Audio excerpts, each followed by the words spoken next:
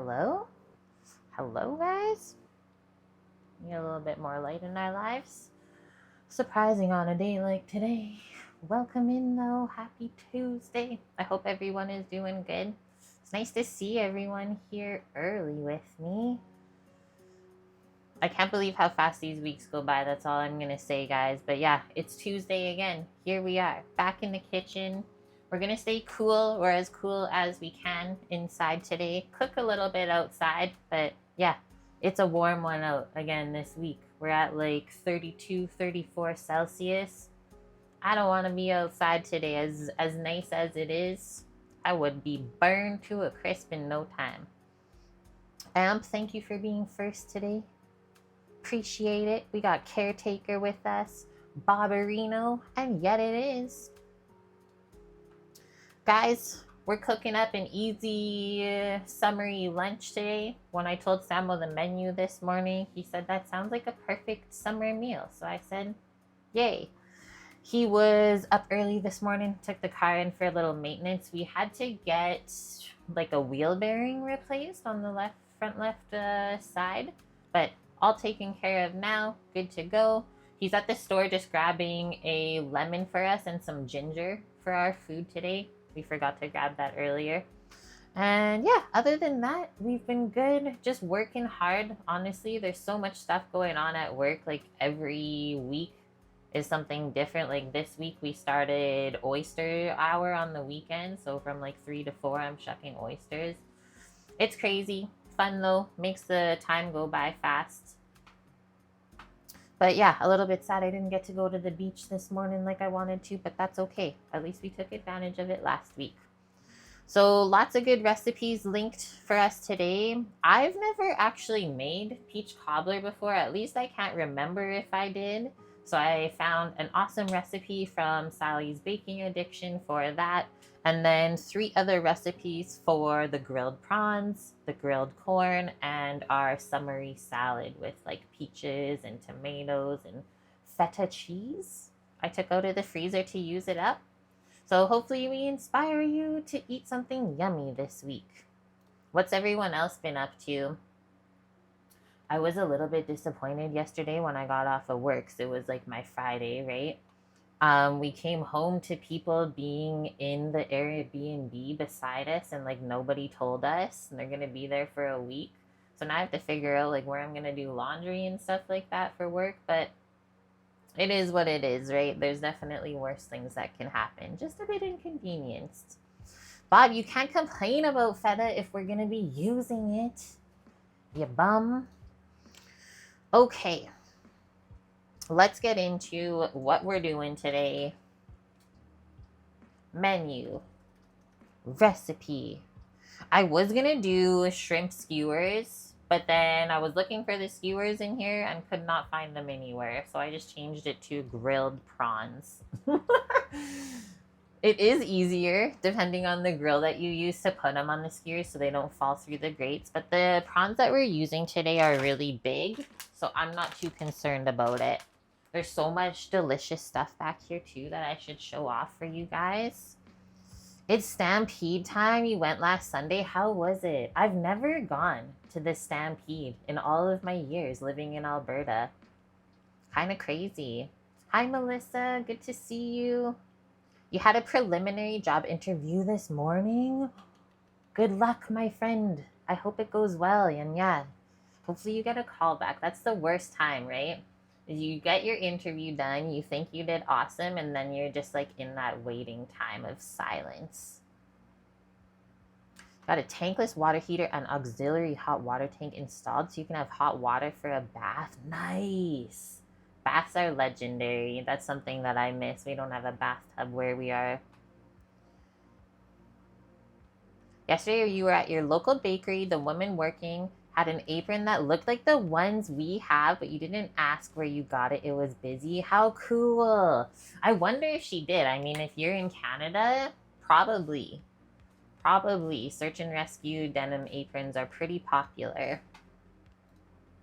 You're watching a streamer that's at the Stampede? If you want, you can post their name because maybe I'll watch them too one day. Just experience it through another person. Way easier. Okay, Samuel was off yesterday. He was so nice. He drove me to work. He offered on his day off. So I was very thankful for that. And then after he dropped me off, it's easiest for us to like go through the orchards on the way home to pick up the fresh fruit and veggies that they have. Otherwise, it's a bit out of the way. So he did a nice loop, went to our friend's family's orchard. First of the season peaches, you guys, this week. They taste right now kind of like a fuzzy peach where it's like sweet and sour still because they're still like pretty early being picked. But we said since he gave us a really good deal on the peaches, we're going to make him a cobbler as well today. He said he might even come over after work to pick it up after his shift at the restaurant. So we'll see. Oh, thanks. Yeah, it is. Yeah, some of these I've got from like TwitchCon. I've also had some people from our community like send them to me and I'll put them on the apron. Just things that I've collected over the years. Stampede is crowded. The market was decent and you tried 3 new foods. What were the foods? Did they have anything really crazy there this year? Yeah, Samo had one this morning already. I had one last night. Super good for dessert. And then cherries too still. And I have to say, like, the size of the cherries this year, massive. Compared to some previous years, like some of the best I've ever tasted. So if you can get your hands on Canadian cherries from BC, definitely do it. I think that's all I have to catch up. He also got some potatoes and beans, but we aren't cooking those today. You don't like peaches or pears and you're not sure why. That's kind of sad, Amp. Peaches are like one of my favorite fruits. Maybe it depends on the peach. There are some different varieties, right? Like some have different textures and flavors, so maybe you just haven't found the peach for you. Hi, Michael. How are you doing? Corn on the cobby? Corn on the cob was just from Walmart. We don't have corn on the cob ready here yet. It's too early in the season. So that's coming from the States. We got 6 cobs earlier this week.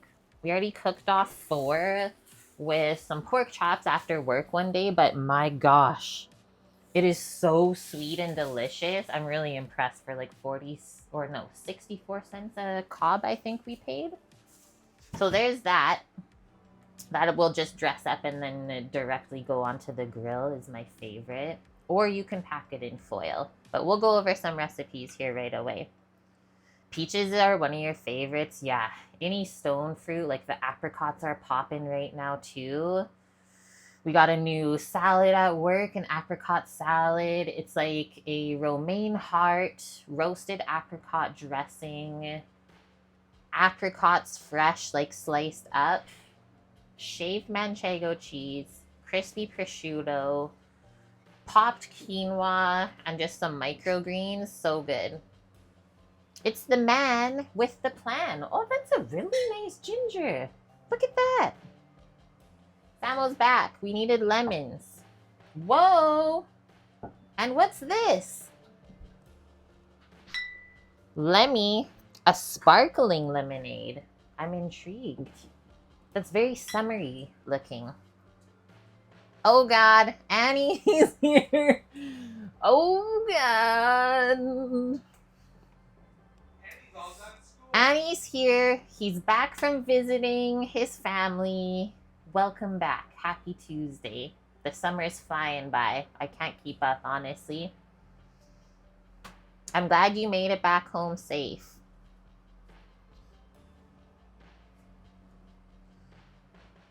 And thank you very much for those gifted subbies first thing. Doesn't even say hey, just rolls on in here with 5 gifted subs to our community. Let's welcome them in. Grooming Tuna, Pat Decino, Athena Cat, Smoke Supra, and Toothbuck. Welcome to the kitchen crew, my wonderful people. And thank you, Annie, for all the subbies. The total is 1,215 over the years. How many years, you ask? I don't know anymore. Okay, what was Melissa saying? And Michael, you're doing good. Awesome. What else am I catching up on here? True Caretaker had the lava flow lemonade, pineapple, mango, and cherry juice with lemonade. That sounds so good. I love cherry lemonade. Jalapeno cheese empanadas. That sounds really good too. And a chicken cone smothered in spicy jam, peanut sauce, and peanuts. I would fox with that. Sounds like a chicken saute of sorts. Melissa had a family dinner. Her mom made her roasted potato, onions, and peppers in a yellow curry. What? Chickpea cucumber pepper salad. Nice and fresh, hey? Borage flowers are so magical. I need to ask our chef if he's growing any in his garden because I love to garnish foods with them. They're like these really nice purple and white flowers, guys. And your brother cooked venison, moose, and goose. Just living off the land, hey? I totally respect that, and thank you for sharing it. You're inspiring me to eat better. Professor Worm. Gonna be putting some pigs in the project section. Gonna grind down the concrete underlayment in the kitchen to make the floor level. Yes! We're getting the kitchen done this summer, Annie. Had to get some big-ass tools. I can't wait to see the pics. Are you getting help or are you just conquering it by yourself? Okay, I'm going to start slowly switching over so that we can make our prep list and get things going for the day because we have quite a bit of stuff to do. You're doing it yourself. I love that. You can really learn anything yourself these days, hey? Thanks, YouTube. Okay, so from Pioneer Woman, I did do grilled shrimp skewers while Samuel went to the store and we were on our starting screen for the stream. I was rummaging around, could not find the barbecue skewers anywhere. So looks like they're in the storage back in Alberta, but that's okay. You can still cook shrimp on the barbecue without skewers. Trust me. She says, don't let burgers and hot dogs have all the fun. Grilled shrimp deserves a place at your next backyard cookout. Who's ever had, like, or gone to a cookout? Oh my god, he's really coming in here. I know in the States it's really popular to have cookouts in the summer, but that's, like, not as popular in Canada. I remember we would do what was called, like, block parties, where, like, a bunch of neighbors would get together in the summer and like you'd have a party on one night with everyone and like everyone would grill up stuff and have a potluck. But that's the closest thing that I've ever experienced to an actual like cookout. He came in like a wrecking ball. He's looking everywhere. He thinks we used them already, but I don't think I've seen them yet. Okay, so she says marinated in a zippy lemon and garlic mixture. They're packed with flavor. And they come together in a snap, making them the perfect quick fix meal fit for both busy weeknight dinners and summer entertaining. These prawns have been on sale here for the past, like, I think this is the 3rd week now. Wild Argentine prawns, extra large, $10 a bag for 340 grams. Very inexpensive, so definitely going to indulge in those. I did too, but I guess not, and that's okay. Scale and skewers. The scale issue has been solved, thankfully. That exists. Well, skewers don't. I mean, yeah, we bought a new scale, but anything else that starts with S? Been resolved. What else? We bought something new to replace it. $10 a bag. Bag. Shh. Bag. Bob.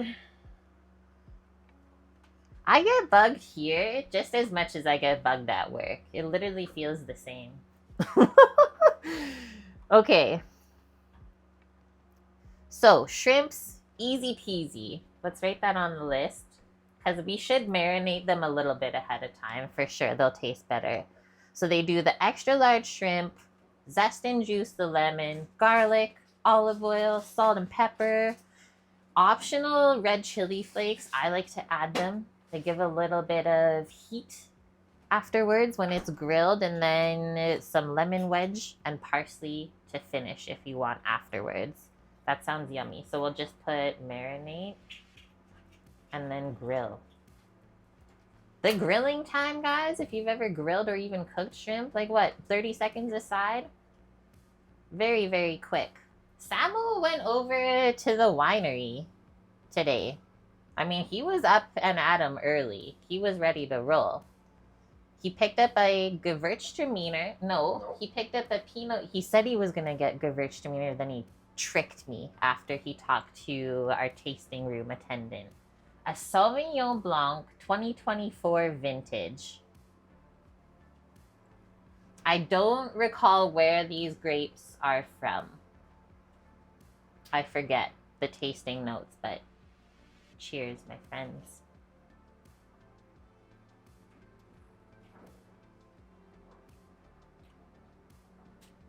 It's good. It's not too sweet, very refreshing, and not too acidic either. Get in there, Samo. Oh God, it's Mish. It's the Mishers. Guess Well, what? I'm making quiches. Yeah, Samo makes quiches all the time at work, and they're delicious. We're gonna be using some feta cheese today.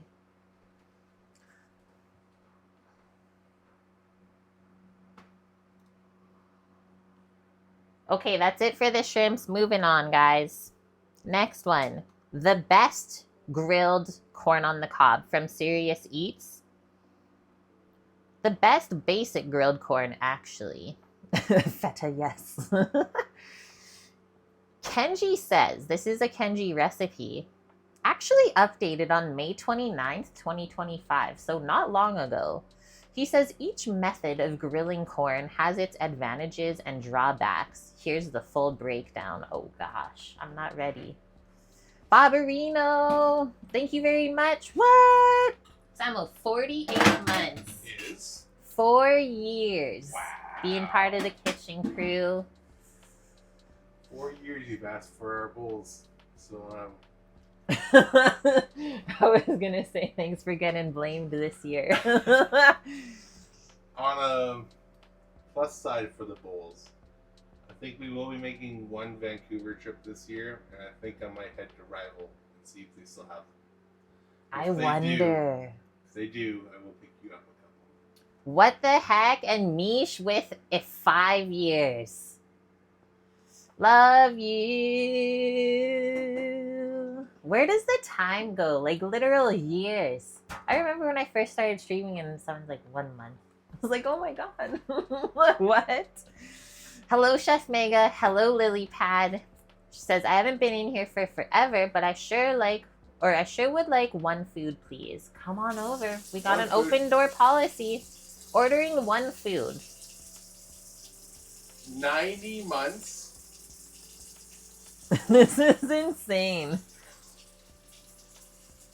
In 3 months, you'll be subbed for 90. Imagine when it takes over 100, like triple digits. We're stuck in time. Mish. She doesn't age. It's like Peter Pan. Okay. Back to this. Shucking the corn before grilling imparts smoky charred flavor to the kernels, which you won't get from grilling corn in the husk. So we shuck the corn in the store because they're nice enough to provide like a garbage bag right beside where the corn is. So check it out, make sure the cob is good. And you can take all that stuff off at the store, so you don't have to do it at home because it is kind of annoying and messy. So that's what we usually do. But for presentation, like if you're having a cookout, it might be kind of cool to keep the husk on and just like kind of pull it down. I've seen that before, and like people will braid it or something. Keep that in mind. But yeah, if you grill corn directly over the charcoal, barbecue, whatever you're using, I love when the kernels start to like get charred and pop. The little bit of sweetness makes it taste so good. Remember your first stream we watched of ours? We were making Detroit-style pizza. That was like 4 or 5 years ago, and you've been following ever since. That's amazing. It's probably for food for friends. Aww. Thank you, Annie, for the 500 bitlies.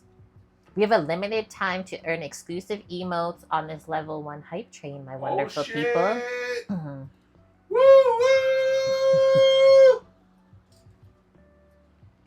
Choo choo! Nice, Samo. What? Speaking of choo trains, so there's a Kettle Valley steam train that's 90 minutes long, but it only operates Thursday to Sunday. No, Wednesday to Sunday. So I have to figure On out how both to of do our it. days off, it's closed? Yeah. Well, What the I can shit? go on Monday by myself. We're going solo.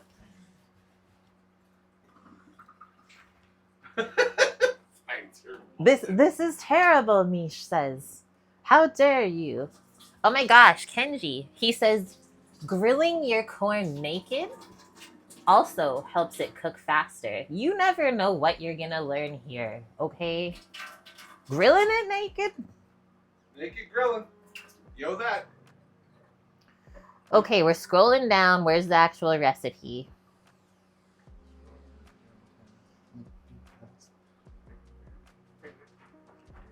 Method 3, grilling it naked. That's the corn naked, not you, of course. He says this is my personal favorite way to grill corn. It results in corn with charred, brown, nutty bits that really make it taste well grilled. And isn't that what it's all about? Only corns. Can we still be naked? Yeah, it's gonna be one of those streams. Like what why do you... Sam just smashed his elbow on the side. Our general manager one time on our last service at a lodge that was seasonal. So like last service ever for the season. Did his entire dinner service wearing his apron and like top, 0 pants underneath. Complete. No underwear, no Complete nothing. naked. He's like, walks into work that he's like, guys, yeah, basically naked. He's like, guys, we're gonna have some fun today. Watch this. I'm gonna do the whole service and no one's even gonna know. Literally freestyled it. I'm so impressed. So every time I watched him leave the kitchen, I've seen his I was like, oh my god. And you know what? We're still friends with him to this day, 12 years later. Yeah. Okay. Back to grilling corn.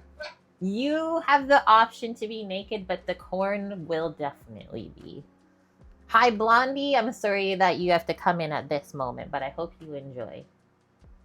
You can have naked friends. Okay, so we already shucked and cleaned the corn. He says don't worry about getting every last stray piece of the silk, the little corn hairs to peel off, because they'll just kind of singe when you grill it anyways. It'll take about 10 minutes or so until it's like nice and charred and the corn is cooked through, right? Because we're not going to pre-boil it or anything like that.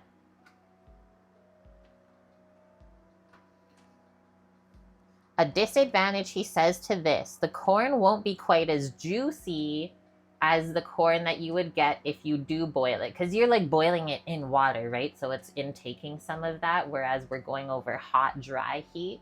So not as juicy, but to me, more flavorful. You choose your own destiny here. He gives you 3 options.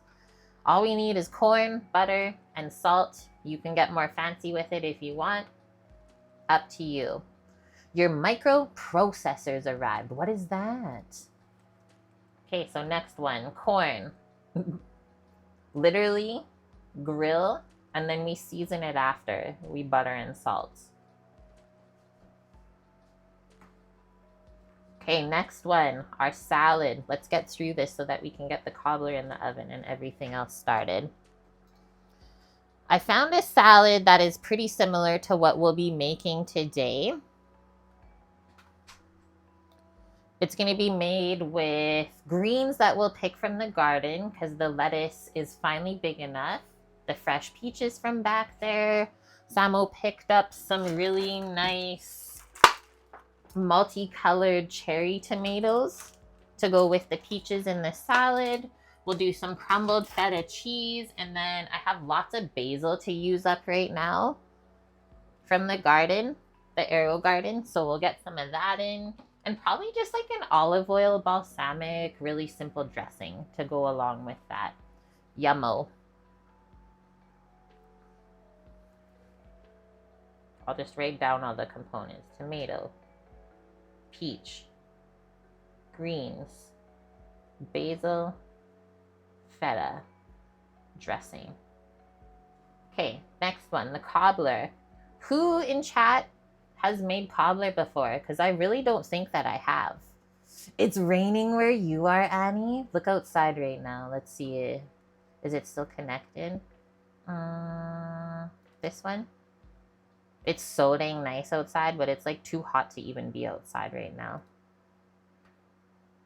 You added a maple syrup to your balsamic dressing you made the other night. I like to contrast it with a little sweetness too, like brown sugar or maple syrup with balsamic.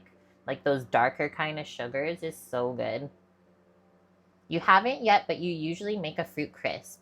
We did the strawberry rhubarb crisp last time we went to our friend's farm and grabbed the fruit from them. So today we're gonna do peaches.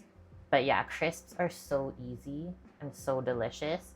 Like the people at work that tried it are still raving about it to this day. Okay, Sally's baking addiction. Fresh peach cobbler. Prep time 30 minutes. Cook time 45. So that's why I said we gotta get it in the oven. Serves 10 to 12. Juicy, sweet peaches and buttery biscuits come together in this classic summer dessert. Cut the peaches into chunks for the best texture. Use an easy buttermilk biscuit topping for the best flavor, and an egg wash promises a golden crisp topping. Yummo. Used to make cobbler when you were a kid. You think it was peach? Samo's thing was blueberry upside down cake. I know that.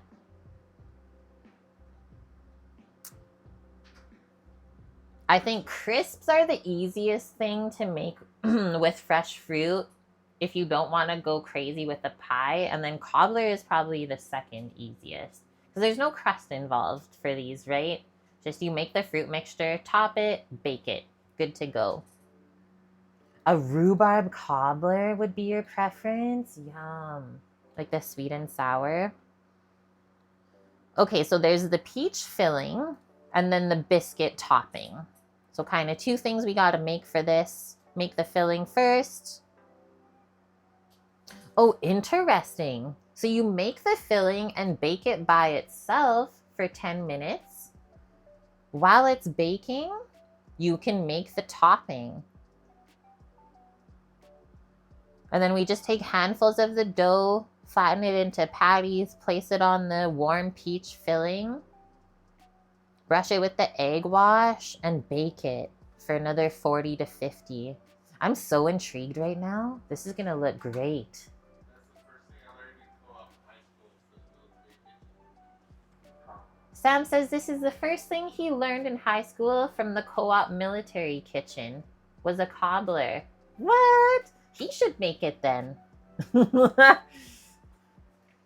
I agree. Yeah, rhubarb. I think rhubarb season is like just finished here now. We're still serving rhubarb hot sauce with our grilled cheese at work. But yeah, our rhubarb desserts and stuff is phased out. Okay, guys.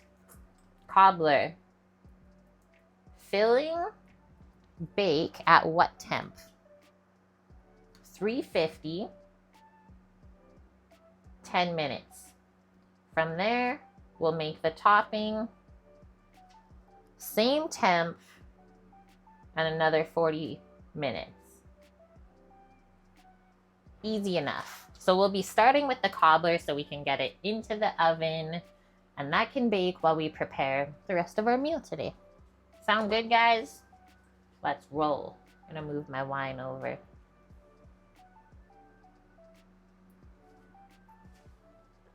And we all have cool X-Men names.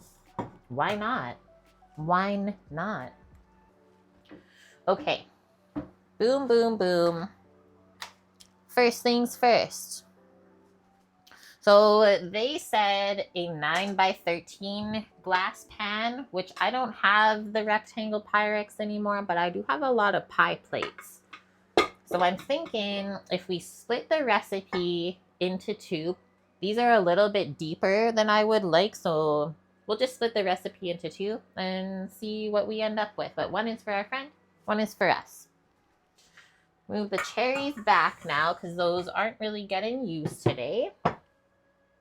And then we'll get into all of our yummy peaches. We'll pick through, we'll get them washed up. Oh God, what is happening in chat? Leave forever. Guys, please. They're not even that big yet either. Like if I show you the size of these, they're little baby peaches. This one has a little boo-boo, so I think we'll use it first. Yeah, the best ones aren't even here. The donut peaches. 3.5 to 4 pounds of fresh peaches, about 10 cups or so. Okay. So just over 2 liters. It might actually be close to all of this. Is there going to be any left in the bowl? I wanted to put some in the salad, so I need to save at least one. Like these ones are a little green still. Those ones would be better for cooking. Oh my God! Ah! An earwig! Does anybody else deal with this? I can't handle it. I've been killing them all week. I can't handle it.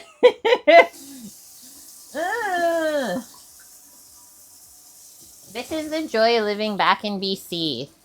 What the frick? Soap on the cloth instantly. I literally just washed this entire cutting board this morning.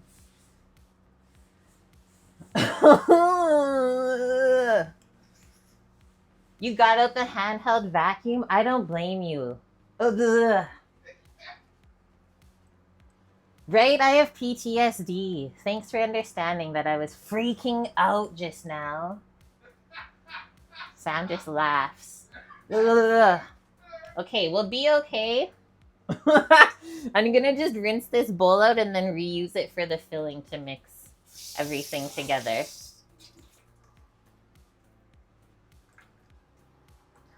Earwigs fly? Annie, there's no way they grow wings. I don't need to know this. I'm creeped out because our sous chef that we used to work with in Vancouver told me that one time in the summer, one actually went in his ear. After that, I've been scarred for life. This is like 10 years ago now. One actually pinched you and stuck in you. They can be mean. I'm terrified. I'm getting the strainer out to wash these. Hopefully there's 10 cups or so.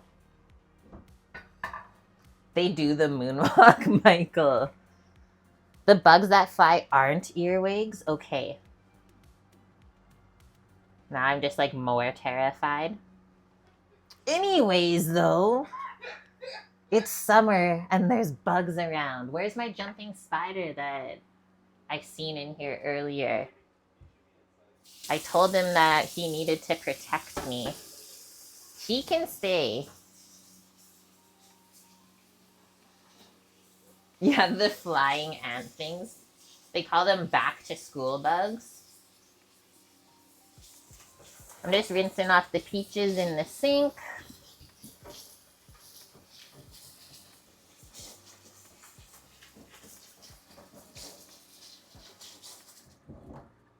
And then, what do we want to do? Maybe just use a towel to get them dried off.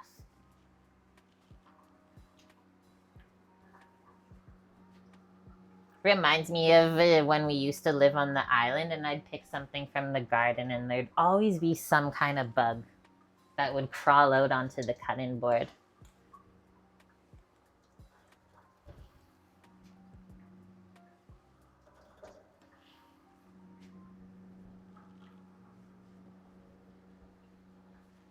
I'm sure there's way worse bugs, though, that we can have.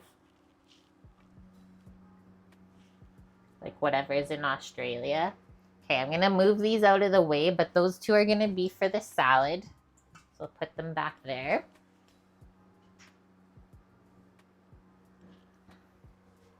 Why don't we just move this over? Whoa. Gotta grab my knife still.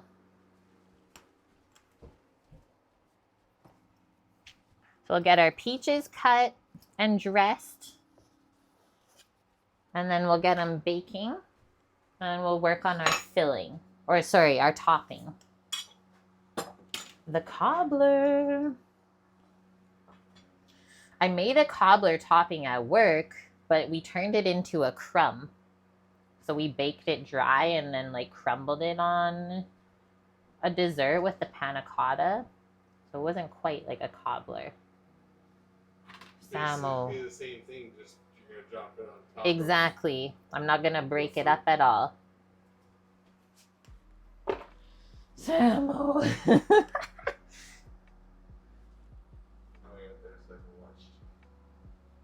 Okay. He said he'll be in the living room monitoring chat. So first things first, we're going to cut all of our peaches in half and get the pit out. And then we'll dice them up. It says we shouldn't go too small on the diced peaches.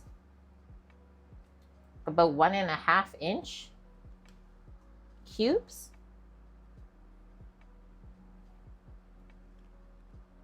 It just means he's going for a nap. Both of you said it at the same time. I told him to. Like, he was up super early. The car appointment was at 7:30, so he had to be gone from the house before 7 a.m. I said I told you to have a nap already. He says it might happen. He'll nap now so that he can help us grill later. You guys know the drill.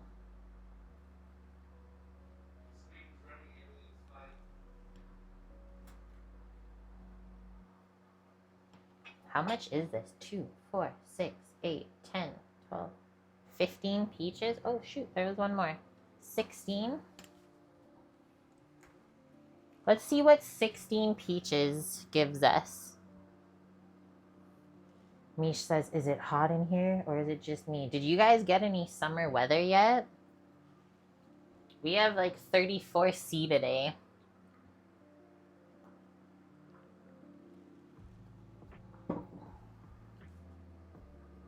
This looks like around 10 cups. This one isn't super ripe. Might need a bit more of a peeling, if you will. 5 days over 20°C and that's it? Wow.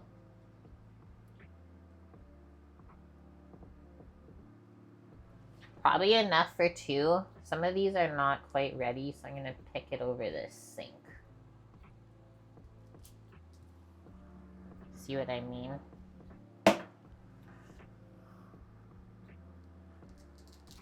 Okay, that's easier. It's literally just ripe enough. And then our friend said once the donut peaches come in, we'll be the first to get a bag. I'm so excited. It's like my job goes from pitting cherries to pitting peaches and apricots.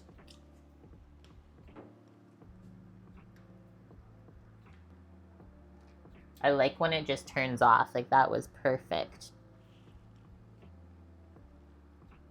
Give him a twist.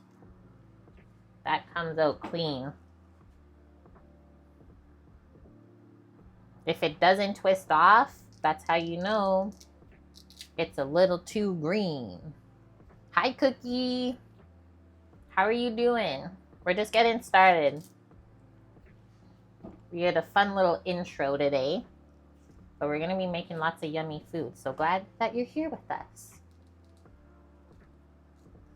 Your farmer's market sends out an email blast when the donut peaches are going to be there. They're so good.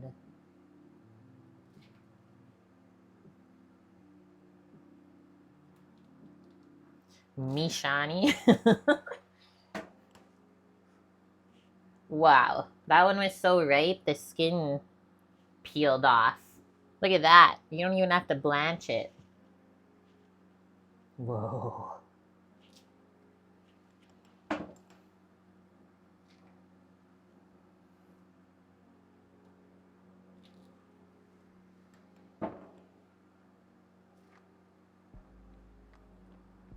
These are deceivingly ripe. Because you can see the little bit of green still near the top.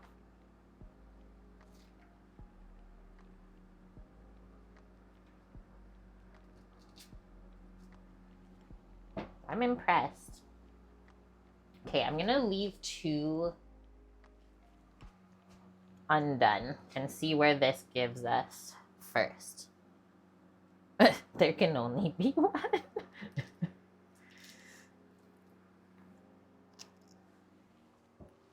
What have you guys been cooking up lately this summer?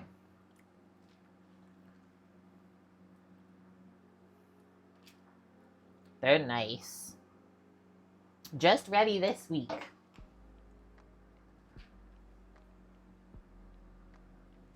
Samuel went for a visit to the orchard after he dropped me off at work yesterday. Okay, all the pit's gone. Quick little rinse-a-roo. Oh, yum, cookie. I've always wondered what that's like legitimate Tex-Mex. Being up here in Canada? Who even knows? You had great food at Dad's. What was like your top thing that you can remember? Bye-bye? Grilled salmon on cedar planks with grilled Brussels sprouts. I don't even know if I've ever grilled a Brussels sprout. That sounds amazing. Was it Atlantic salmon? Okay, so some of these are pretty small.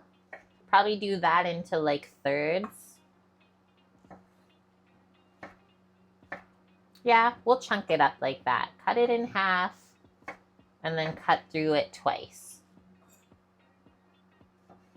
Whoa, that one's a bit bigger. Okay. Maybe we'll just do that into 8 instead of 6. Hello, Gao June. Welcome in. Thanks for being here and finding us on Twitch today. He did it in the wire basket with aluminum foil on the bottom. I like that. I mean, I love roasted charred Brussels sprouts, so I bet grilled is also awesome in the summer.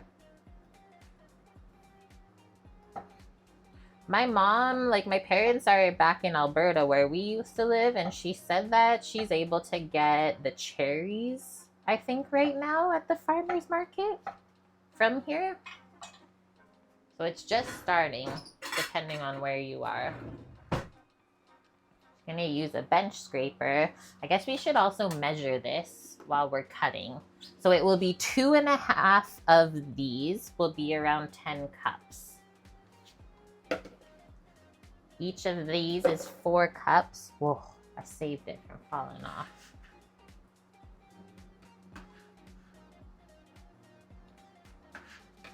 Almost there.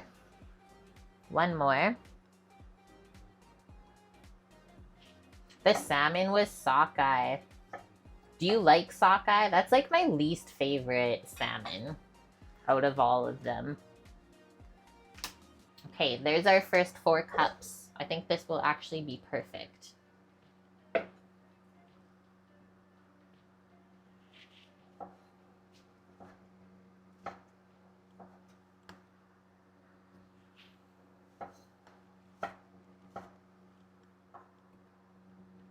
Yummo, Melissa.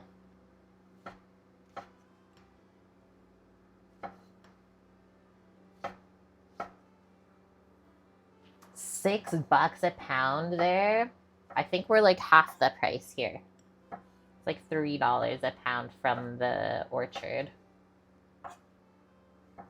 And if you do U-pick, I think it's $2 a pound for cherries, depending on where you go.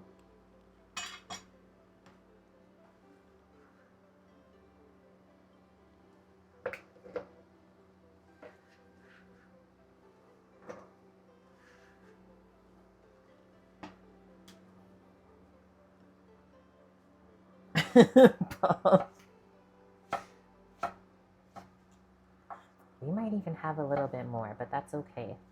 I'm glad I didn't twist open the other two that we had prepped, because now we can use them for the salad.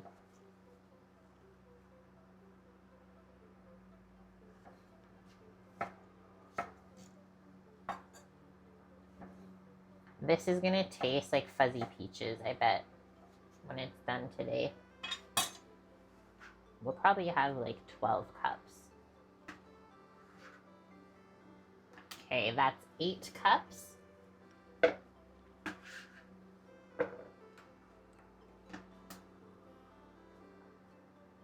Yeah, pencil sharpening. It's like them talking about that. I can instantly smell it. Bless you, Samuel.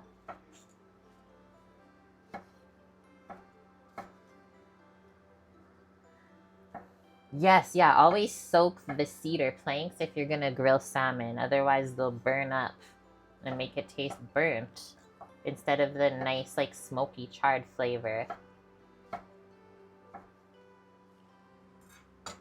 I haven't sharpened a pencil since you were 8. Honestly, I think all I have is mechanical pencils. Okay, this was actually the perfect amount. What the heck? I'm in. If that's how today's gonna go, I'll take it.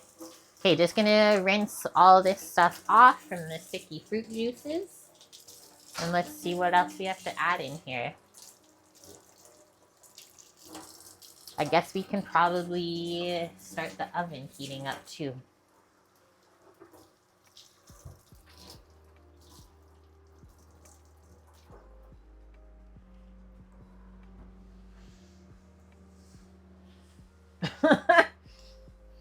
Bob's warped sense of humor. You guys.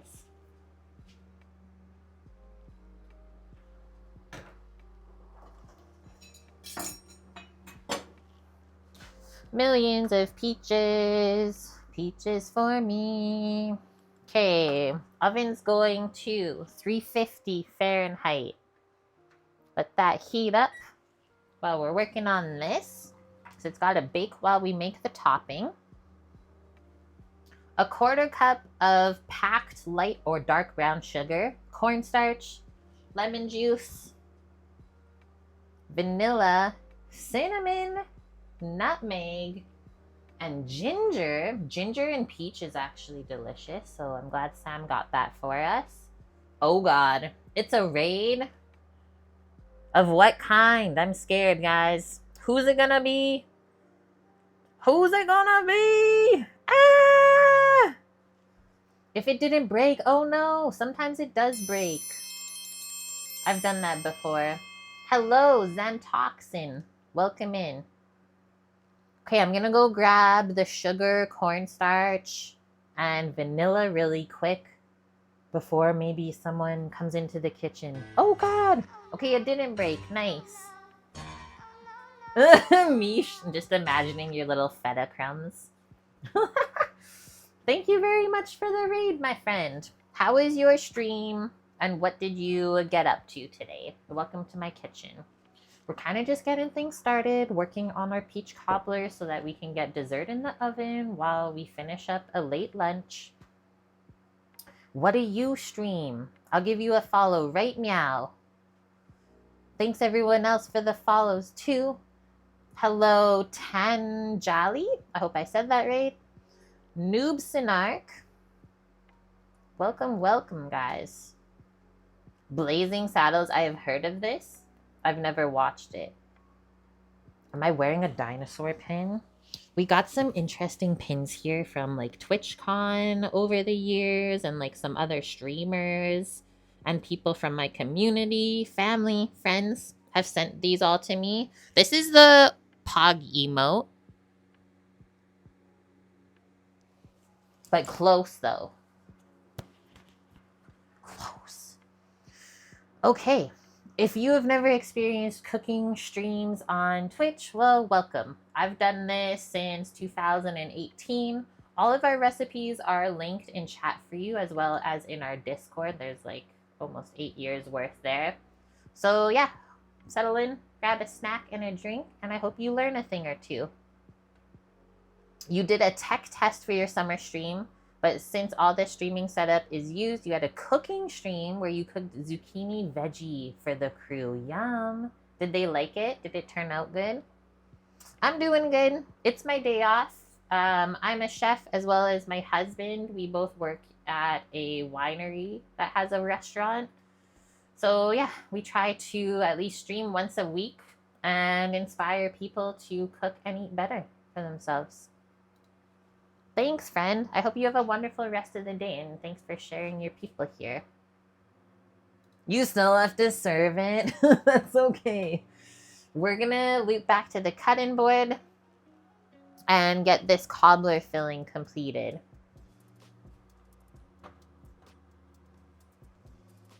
Sugar, cornstarch, and vanilla.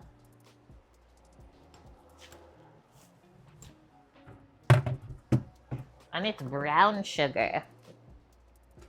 That'll give it a different flavor. Yeah, we live in the most non-Canadian part of Canada now. Well, it does look like Canada, but like temperature-wise, it doesn't feel like Canada. Thanks, friend. Yeah, if anyone wants to explore where we work, maybe come for a visit, that's where it is. Burrowing Owl Winery. Okay, brown sugar, 1/4 cup only. That's not much.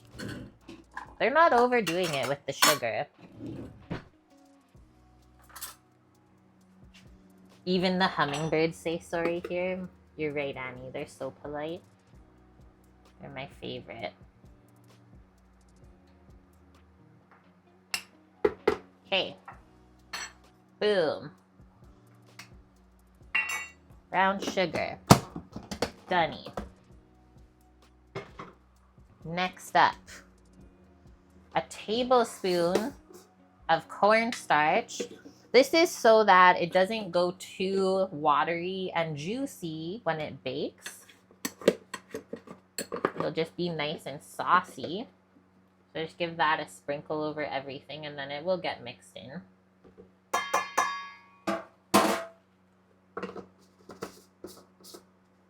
That's so cute, Mish. You were in a stream the other day. Their budgie was named Kiwi and you bonded with him. They went, Kiwi, Kiwi. That's so cute. Next one, vanilla, a teaspoon.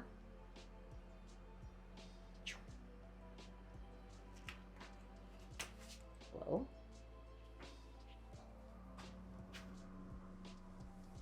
A tablespoon of fresh lemon juice.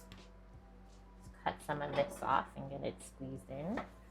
We don't even need half of it, right? So just squeezed off what we need.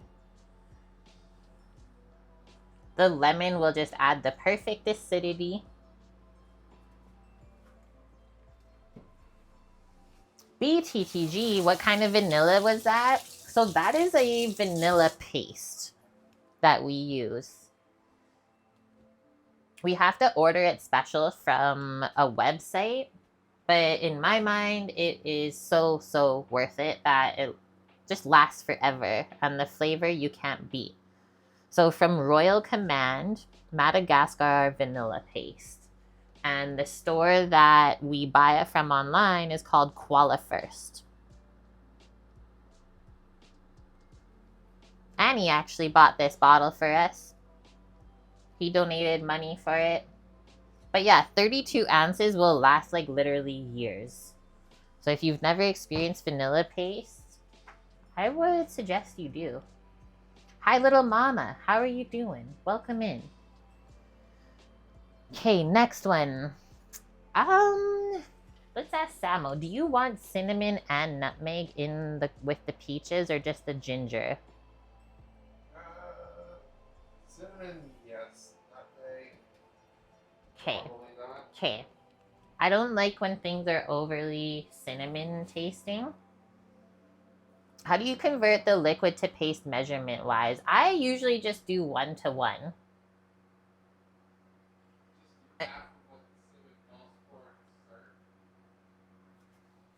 Oh, we're talking about vanilla paste, my dear.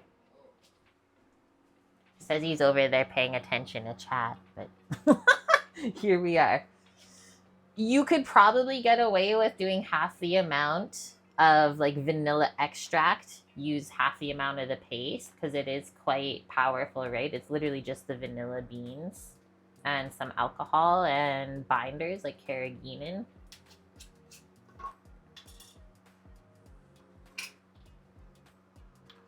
Half a teaspoon of ground cinnamon. I might even do less than that.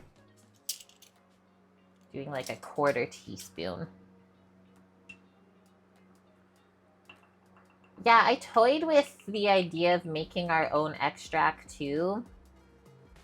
But I didn't have time to wait for it to be ready. So we just bought this instead because we've already used the product before and it's really good.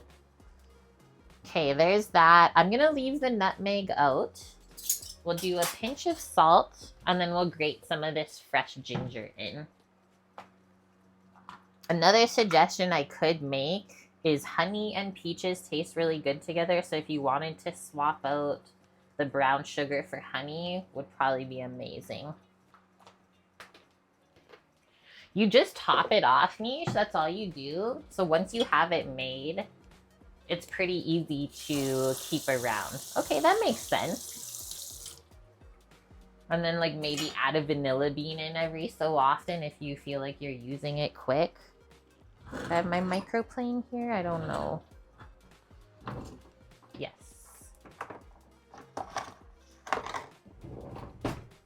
Okay, so we'll use the microplane. Fresh ginger. Cut off this one end because it's not super nice. It's like mold on the one side or dirt. But that looks nice and yellow and fresh.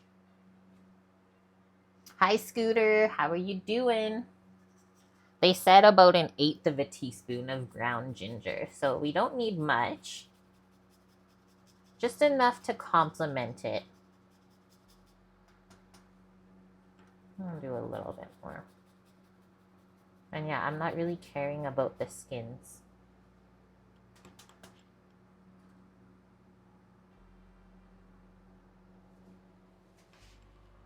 Rinse that off so the ginger doesn't stick in. Because it will if it dries. And that's everything, guys. Let's give this a stir.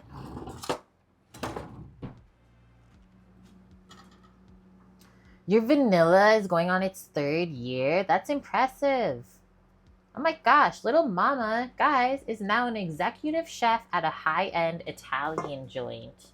Congrats. That's exciting. I hope you enjoy the new role. That is like far beyond what I would ever want to do. So yeah, just have fun and enjoy the time.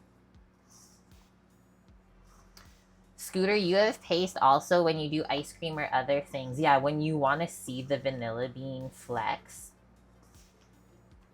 Because you don't always have to use the paste since it's a bit more expensive, right? But in those moments, it is nicer. It was so cute the other day at work. One of our servers' sisters is helping us do dishwashing and stuff in the kitchen. She just turned 14 though. So she's been like kind of shadowing me because, well, I'm the only girl in the kitchen, so that's who she's most comfortable with. But yeah, she was like watching me work the other day and she's like, have you ever been a chef before? And I like couldn't help but laugh at first. I was like, not an executive chef because I don't want to work that role. And like our chef piped up. He's like, why not, Caitlin? I just laughed. I was like, because I don't like to manage humans. I prefer to work with the food because it's a much more like peaceful time. And he just laughed and shook his head.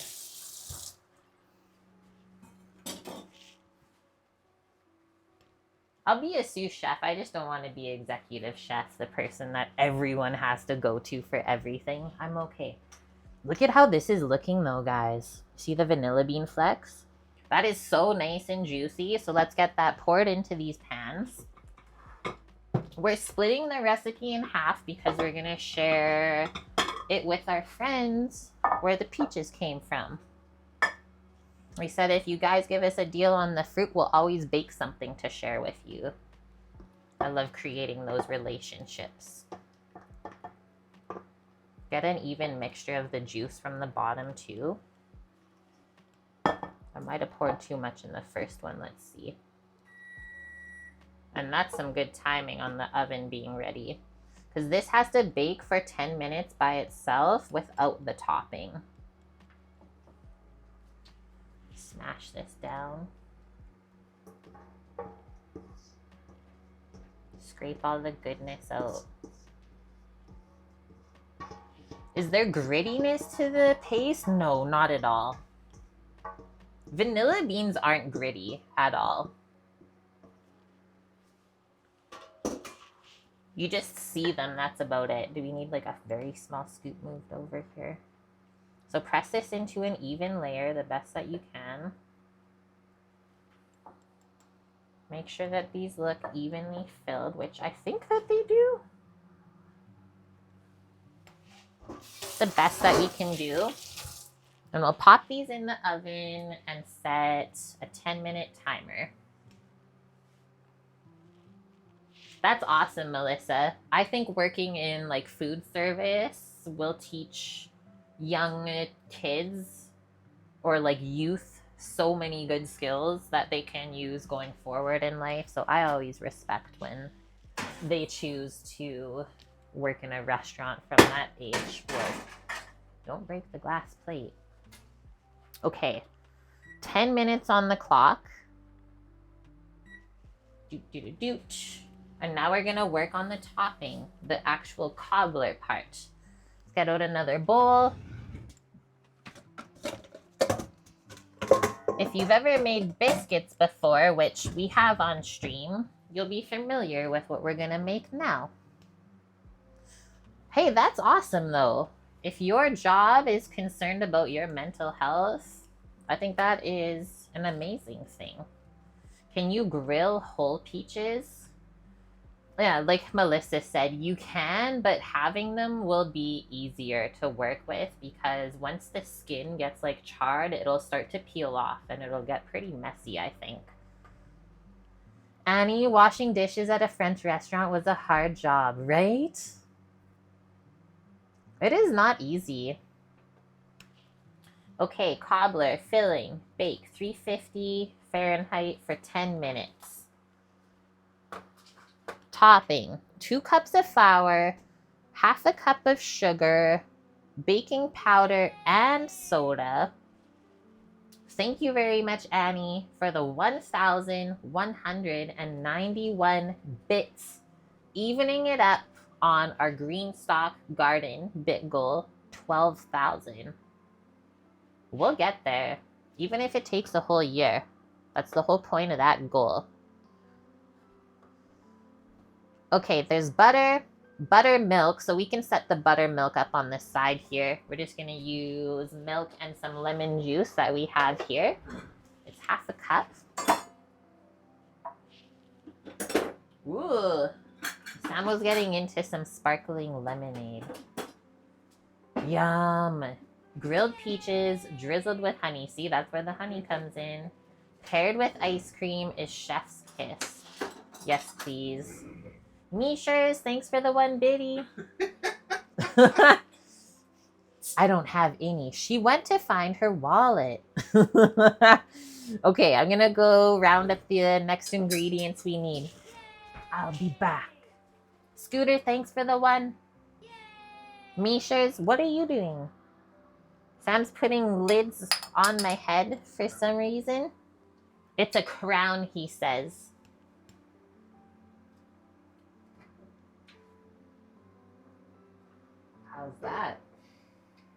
He almost died back there. Mm-mm. Let me have a Lemmy, it says. Congrats on the new job. I feel your pain already. Okay, flour, sugar, baking powder, baking soda are the dry goods.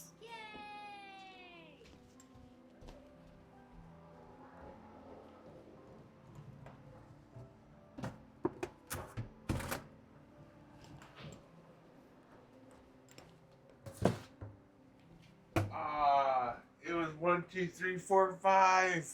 What? Who did it? Yeesh. Who gone and done it? Ruined. If you don't have a flour container as big as you, what are you doing? We need a flour restock.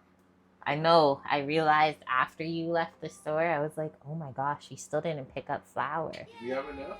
Yeah, we have 2 cups there. Just... Baking powder and soda.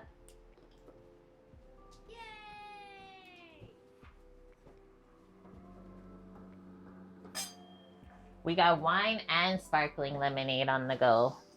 Millennials, I tell ya. If you don't have 3 beverages, what are you even doing?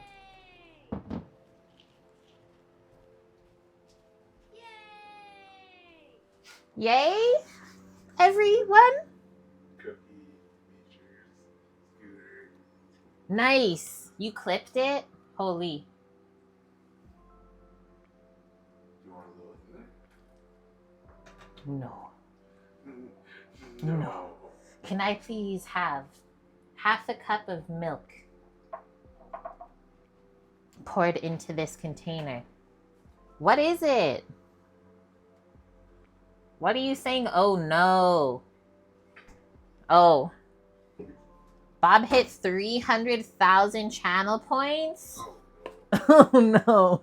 Okay, let me just read through this Cobbler thing to make sure I know what I'm doing. Half a cup, please, chef. What is this? FaceTime Kagers has redeemed the menu request for 50,000 channel points. Delish.com recipe ideas: mushroom, spinach, and Gruyere stuffed pork tenderloin. Yes! I've seen renditions of this pork tenderloin in Discord. I'm ready for this. I was gonna ask you guys. I was like, okay, you're showing me photos, but where's the recipe? Please. Thanks, guys. And we'll grill it. I freaking love Gruyere. My mouth is actually watering right now. Okay, whisk flour, sugar, baking powder, baking soda, and salt together in a bowl. Cut in the butter, and then pour in the buttermilk at the end. It should be slightly sticky. If it's too dry, add a tablespoon more of the buttermilk. So Samo has poured a half cup of milk here, and then we're going to cut off a bit of our lemon again and squeeze some lemon juice in to create buttermilk. We read through this on last stream, I believe. Ouch, what did we need buttermilk for? We created it though. So we're going to do it again. It's going to curdle the milk and make it sour enough to taste similar to store-bought buttermilk. But I always find if I buy a liter of buttermilk, I don't go through it fast enough. So I'll just make it because we always have milk. You can kind of see it working already. We'll put that to this side. Let's get all of our dry stuff into the bowl. Buttermilk pancakes would be a good way to use it up. Or buttermilk fried chicken, right? Was usually another one I do. 1,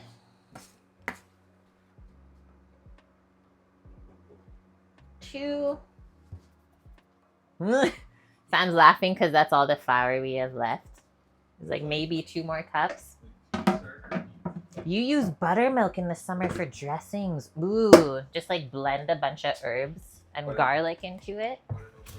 Yeah, we used to make a buttermilk ranch at the brewery.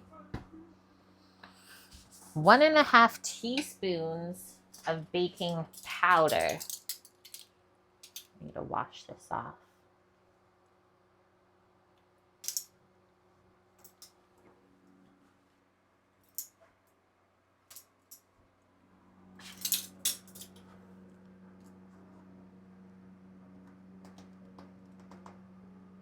Half.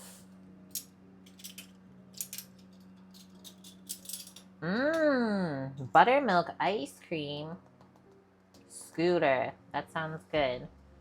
1.5 teaspoons of baking powder. You too, Mishers. Yesterday I spun up some lemon sorbet and blueberry sorbet at work, and then I asked the other person on my garde manger station to create a honey apricot ice cream for a feature ice cream for our trio. I sent him the recipe, so hopefully he does it. Hi, Hardly Toasted. How are you doing? And you're welcome, friend. You are so welcome. 1/4 teaspoon only of the baking soda. That's this one, I think. Yeah.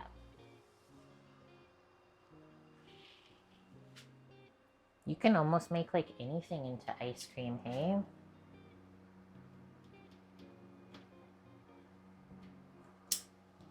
That. I like making it at work because it only takes 20 minutes to churn, and it churns like perfectly. Okay, and then 1/2 teaspoon of salt. Don't forget that. Is there another one? This one, I think. Yes. Yours is 40 minutes? Nah, mine is like 20. If I go any longer, the spinner gets stuck because it gets too frozen. And like this thing is from like 1982. I want to take it home. It's awesome. Okay, that is all that. So we'll give it a stir.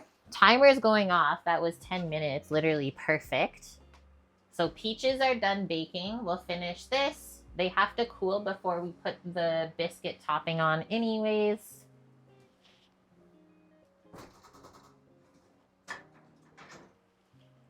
Just like a little kiss of heat on there to get it started, I guess. And they say to just leave the oven on while you're working on this step. They really don't look any different than when they went in, if you want to see.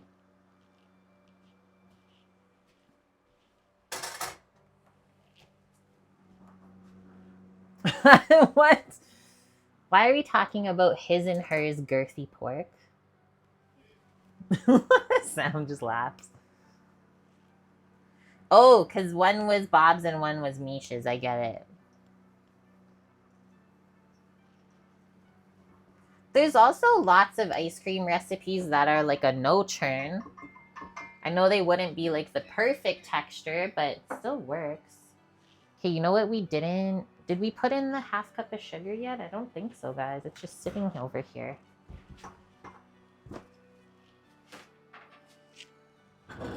Don't forget the sugar. That would have been gross.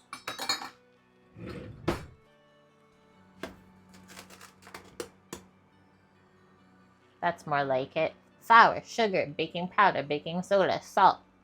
Then we'll work into the butter and the buttermilk. Any of you, even me, I'm innocent.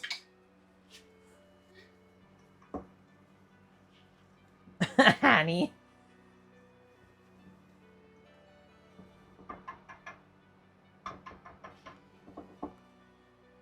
Maybe we'll hold on to the whisk. Whiskey business. 1/2 cup of unsalted butter, cold and cubed.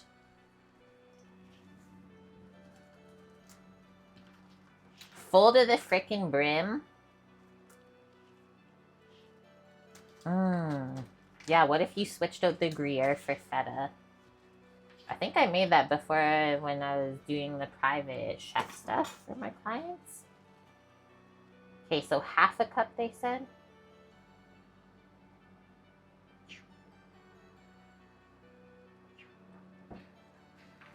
Maybe a little bit over. There we go.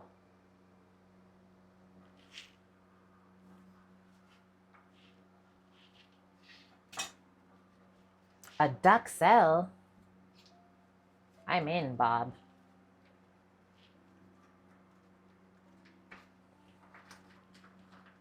Spinach and feta stuffed pork tenderloin, Mishers. You gotta. I'm gonna cut this on a board, otherwise it'll probably stick. So this is what we're putting into the bowl next. We'll work it in like a pie dough. Work all your butter cubes in, and then we finish with the buttermilk.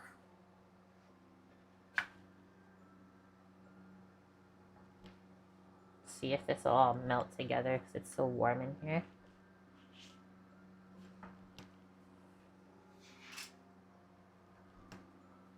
As I cut it, I'm just gonna put it in there.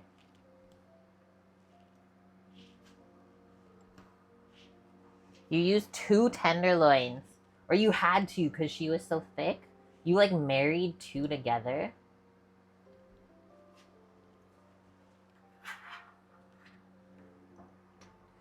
Spice Girls 2 become 1. Forced marriage.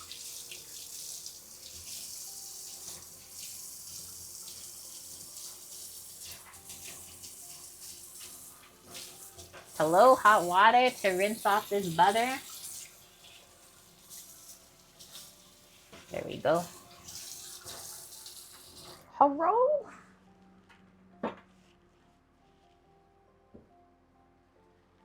Tenderloins. Me just like whispering these like words that you guys are saying to myself. What? Tenderloins. Oh yeah, and there's egg wash. Oh no! Another raid, guys!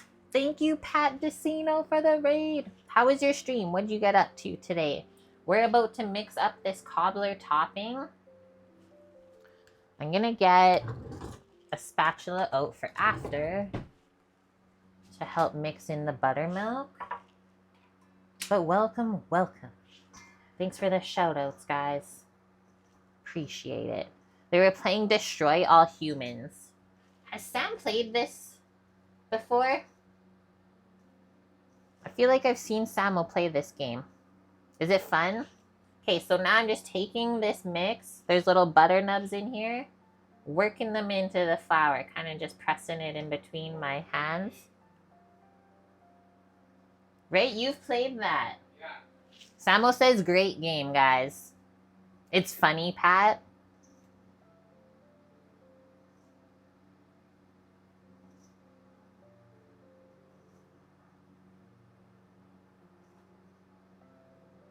Misha's intrigued.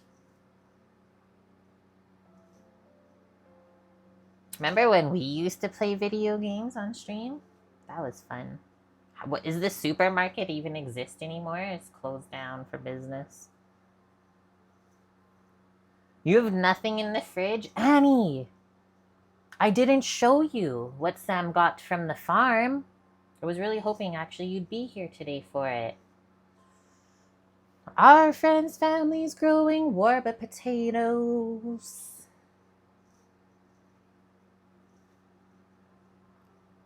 Sam has teddy bear energy and you love it. He really does. Supermarket Together is going strong. Good, guys. They updated it. I'm so proud of you guys for still playing. You're happy? Me too. I saw them when I got home from work yesterday. I was like, are these warbas? He's like, yeah. I was like, I gotta show Annie. Okay, this is almost worked in. You don't need it super small. You could also cheat and like use a food processor for this part if you want. But that's feeling good. And like it didn't really even stick to my hands, which is nice. Now,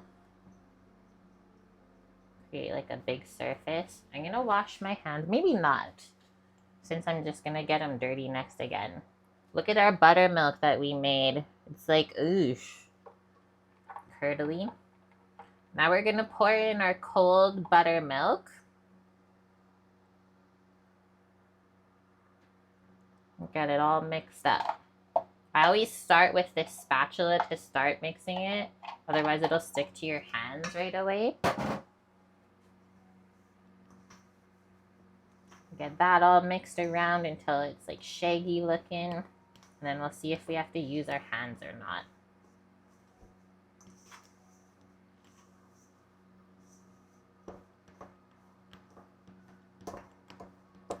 Someone forced you to make buttermilk biscuits once? Were you happy about it after though? Sometimes we have to get forced to do things and then after we're like, wow, I'm glad that happened. After a long day of tech testing, very tasty eating of the zucchini pan, you'll head to bed. Have a wonderful sleep, my friend. I'm over in Canada, so it's still afternoon for me. But yeah, thanks for the visit. I gave you a follow so I can check you out next time you're live. You were happy, Mishers? Good. Okay, there's a little bit of dry stuff in the bottom here that's not mixing in, so I'm going to switch to using my hands. Like, give them a little scrape off with the spatula. But we don't want to work the gluten too much, which is what I'm being careful of. So see how I'm just like kind of tossing it around until everything is absorbed and clumpy.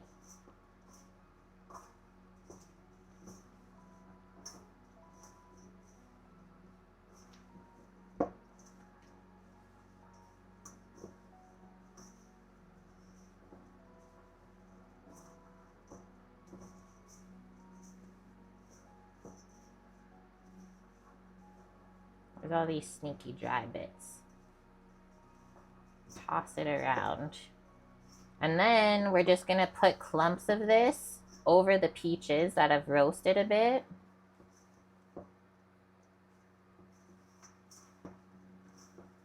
Is this even gonna be enough? I guess it's gonna puff up a bit, right, when we bake it. Right now, maybe it looks deceiving.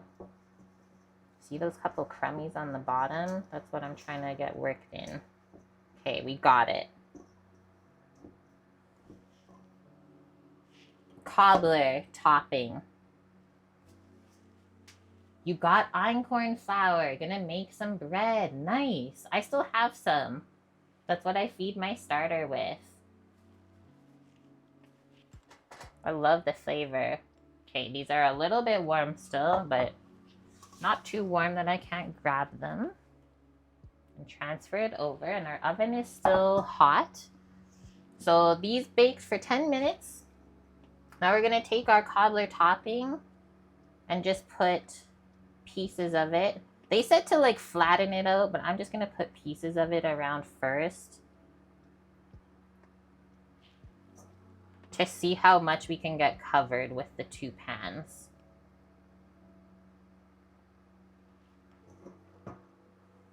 I'm sure we'll be just fine.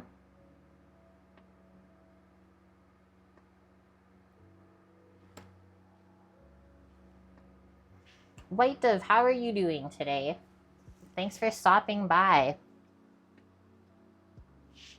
Ooh, the sausage gravy, yes. Yeah, Mish, you gotta take it to the next level. Next time you make biscuits, you gotta make the sausage gravy with them.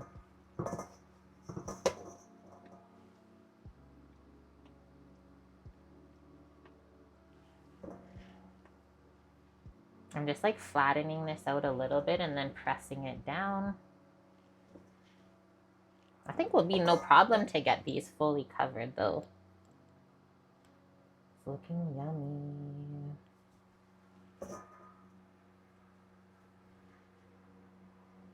I want to go all the way to the edge.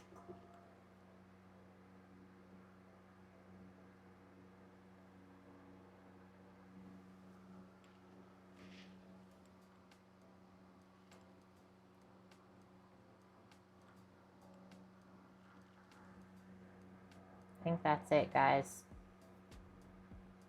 We'll let the oven do the rest of the work. Get that big bowl out. Gonna reorganize my sink here. Because that big strainer is already causing issues. Okay, rinsing my hands. And then these get to go in the oven. You just got an ad for McDonald's in Spanish. That's a new one for me. Sometimes I get ads in French. You have a whole list of things that you should make. How do you think I feel?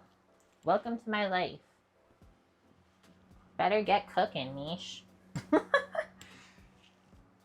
Okay, they say 40 to 50 minutes baking on this at 350 Fahrenheit.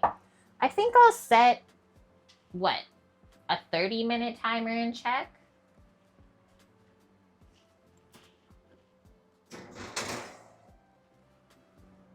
Maybe actually we'll go like more mid-oven instead of top, just so the cobbler doesn't brown too quick.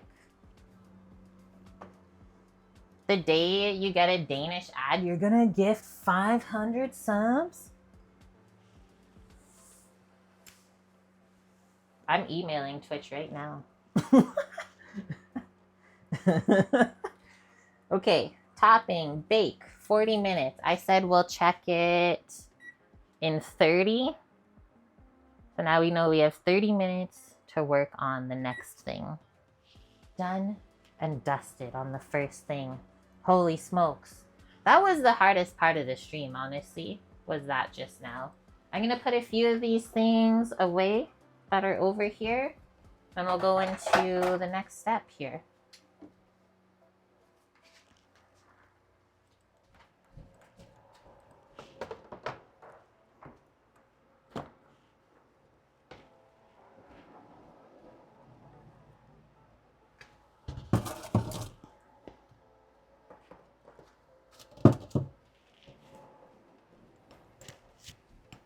Peel and marinate some shrimpers, I think?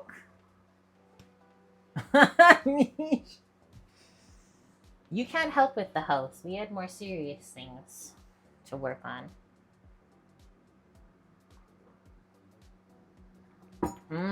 Cream cheese Danish, Annie. Did you tell her to add that to the list? Okay, our shrimp, marinate and grill, corn, grill, salad, tomato, peach, greens, basil, feta, and dressing. Yeah, we can get the shrimp peeled and marinated because that'll take a bit. 2 bags of shrimps. So the size is 16 to 30 prawns per pound. The last bake we had, they were all very large, so I was impressed. Wild Argentine prawns. Let's open this up. We'll grab a bowl. So this has all the shells on still. So we gotta peel that off first before we marinate. And they are deveined, yes. So this comes in this blue bag, and then there's a sealed one inside, like that.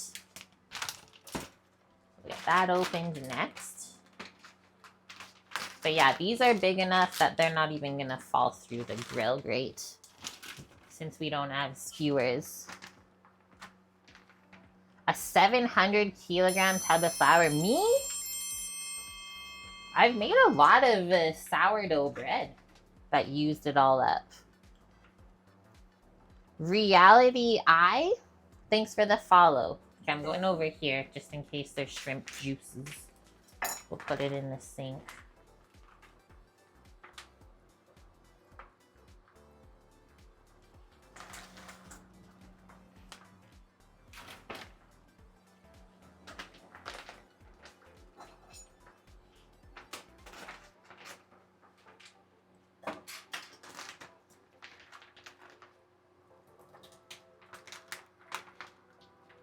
So this is $20 Canadian worth of prawns. Let's see how many we get. Just for comparison, I think 4 prawns to be added onto a dish at work is like $16 on the menu. Are these shrimp rednecks? Do they have necks? So that's how big it is. It's a really nice size. Yeah, the necks seem to be gone. So I'm going to leave the shrimp peeled in here, put the shells in there.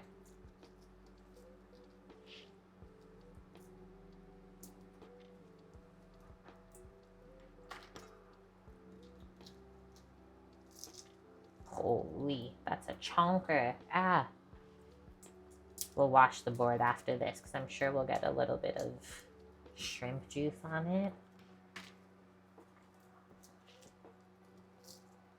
If nobody has heard the prawn song before, you should probably go listen to that. I keep trying to put this in the wrong spot. Let's move it this side. Left-handed things. The prawn song by Superorganism. Samo loves it. Naked shrimps. Shrimps with no neck and naked corn, Bob. That's what we got here. A fused section combining the head and thorax.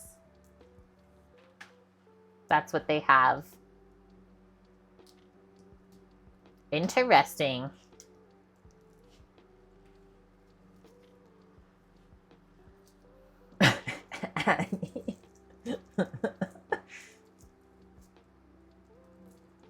These are a bit frosty still. I mean, Samo did just pick them up this morning. That's why we're working on them now.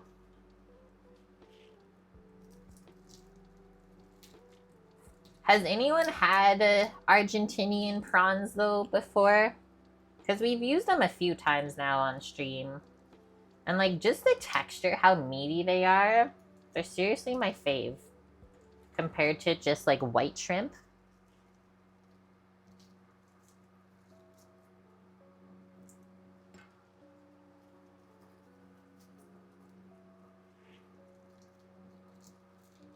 Misha's a seahorse now. It's something new every day.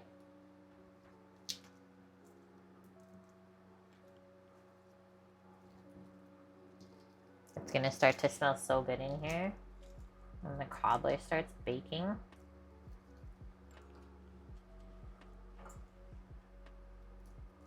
Were these pre-cooked? No. So this is just how they look. Is Argentine prawns are super orange, even out of the shell. That's how they come. They look like they're cooked, but they're not.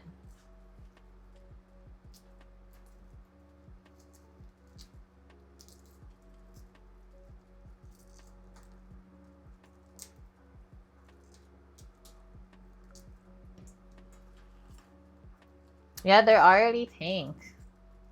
That is kind of what I've been craving too, Cookie. We have another bag still in the freezer of these. A little shrimp cocktail on a hot day coming up.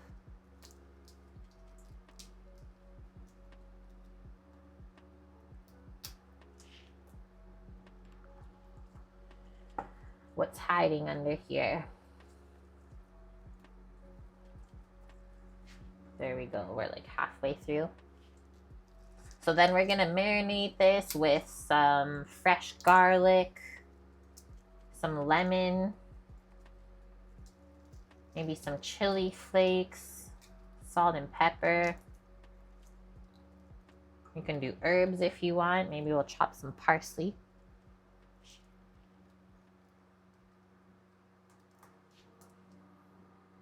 What even is that, Mish? I can't even pronounce that word. Sternskud?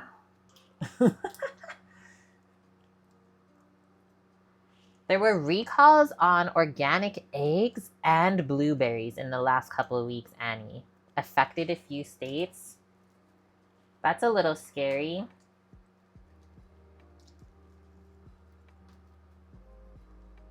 It's a shooting star? What? What even is it, though? I need to know more. Argentine shrimp are red when raw, where other nations are gray. They're also bigger. They can grow to 9 inches long. Imagine seeing that in the water. That'd be scary. We'll have to wait for Cookie's review. Perfect.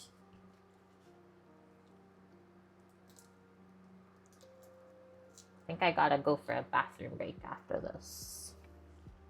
2 shrimpies left. We got this. Oh, this one got a little bit manhandled. That's like the worst one we got, though. That's not bad.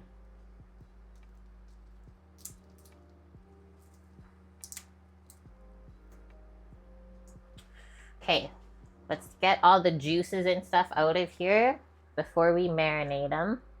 Sometimes I'll even give them a rinse now. Cold water, little rinse-a-roo,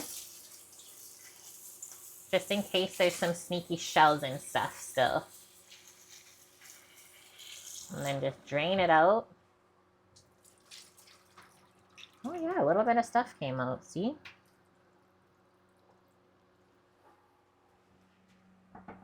Gonna wash my handles. It's starting to smell like peach cobbler in here. Yeah, woman handled. That's accurate. Okay guys, I will be back in a moment. Don't go anywhere.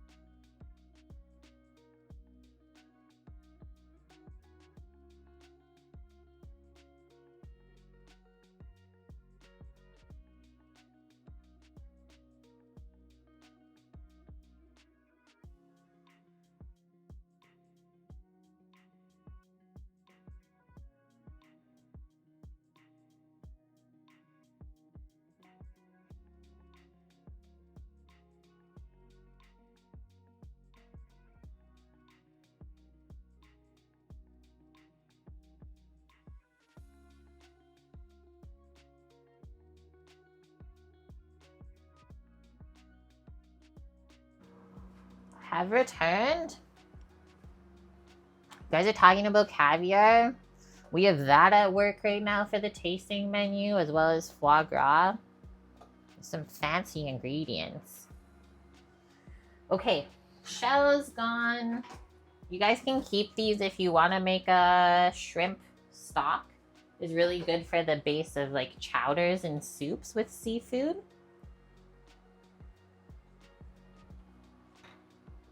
Let's get this marinated.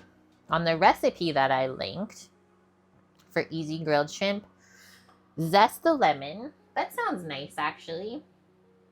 We can zest the rest of that. That's why I rinsed it out. Olive oil, garlic, salt and pepper, and chili flakes. Very simple.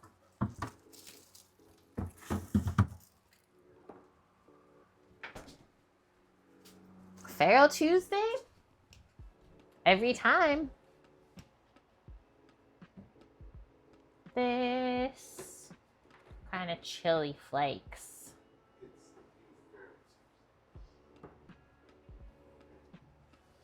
What kind of chili flakes do I got? There they are.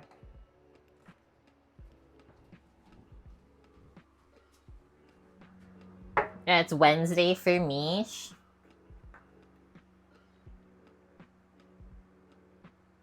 So not a ton of olive oil because we don't want it to flare up on the grill. Just enough to get things coated and sticking on.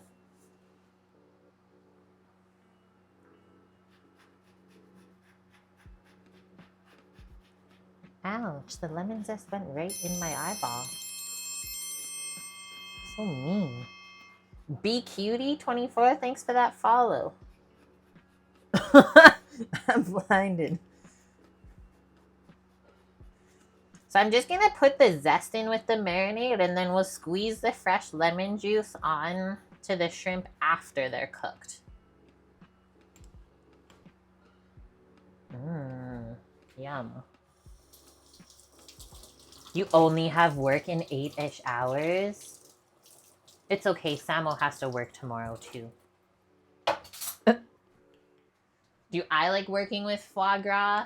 I don't really care about it, if I'm being honest. Like, I do have the skills, I guess, the knowledge to work with it, but probably a little overrated in my mind. Kenara has Feral Friday. I remember when we used to have Feral Fridays, or Freaky Fridays even, I think we used to call it. I was like in one of the first years that we streamed though.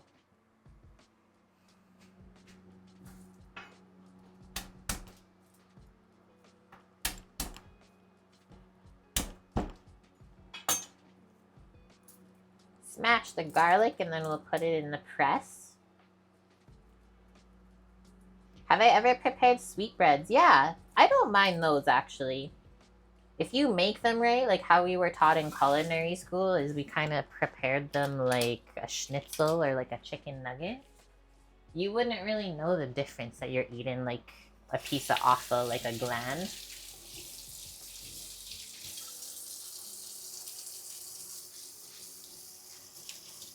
I don't mind those at all. Probably out of most offal, that's an easy one for me to eat. No, Bob? No. How come? Like, I'd eat that over liver, for sure. But that's just my preference.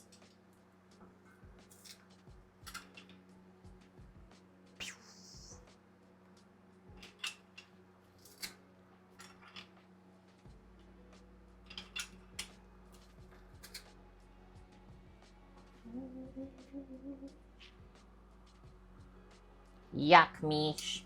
You guys eat a lot of liver though, don't you?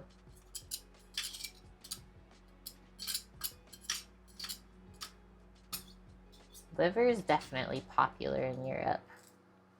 IKEA garlic press. This is a different one that Sam got from Amazon. It's all stainless and it can go in the dishwasher.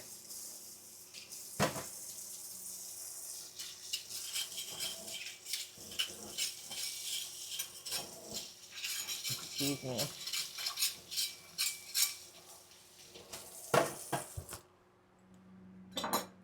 We got the oil, lemon, garlic.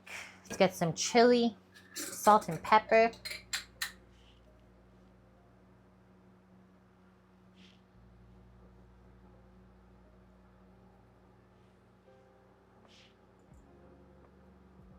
I like country pate. I don't mind like a country pate where there's other stuff mixed in. But just like straight up liver, not my jam. You need to wheel your stove into the dining room after. We're getting it prepped. We're getting this floor done. I'm excited.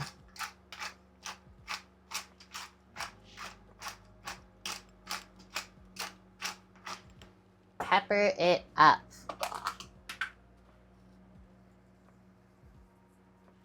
Start with that amount of salt. We can always add more after it's cooked. Now let's give these a stir.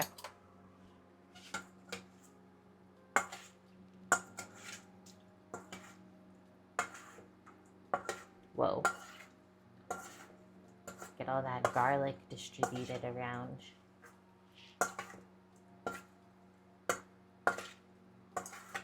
And the lemon zest. Wow, that smells so good already. I didn't put too much chili either so that all you taste is the spice. Now we'll let that sit while we finish everything else off. That was easy enough. Right? Shrimp and garlic, is it ever bad? I don't think so.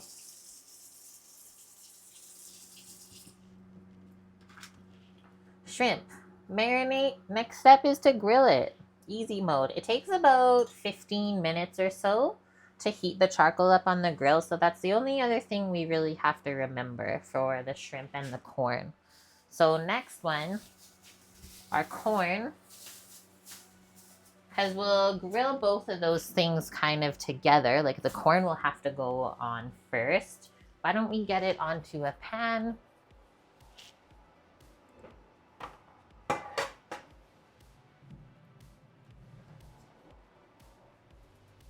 And so it's just going straight on the grill like this. Kenji said naked corn, if you missed it earlier. This looks to be like a white style of corn with just a little bit of yellow. It's very, very sweet. We had some earlier in the week. And then Kenji also said all of this little silk, you don't have to overly worry about cleaning it all off, because if you grill it, most of it's just going to singe off anyways from the heat. I'll take some of it off. 64 cents a cob is what we're paying right now.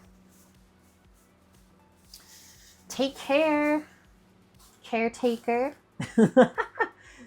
Customer Appreciation Day. I hope you find some awesome deals.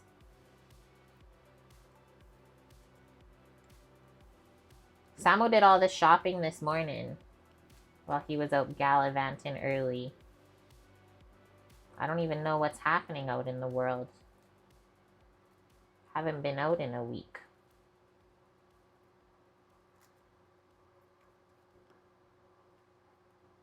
Okay.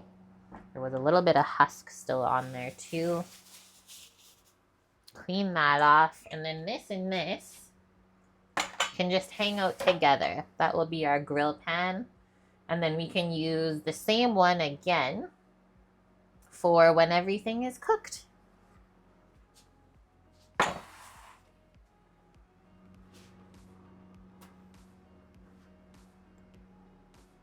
The potatoes are sprouting already. Within a week, hey? That's all it takes. All right, guys. Next step is our salad. Our summery salad is what I called it.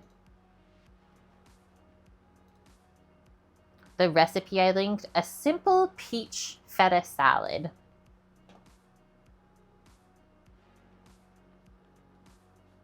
She says, one look at this beautiful peach and feta salad and you just know it's going to taste like summer in a bowl.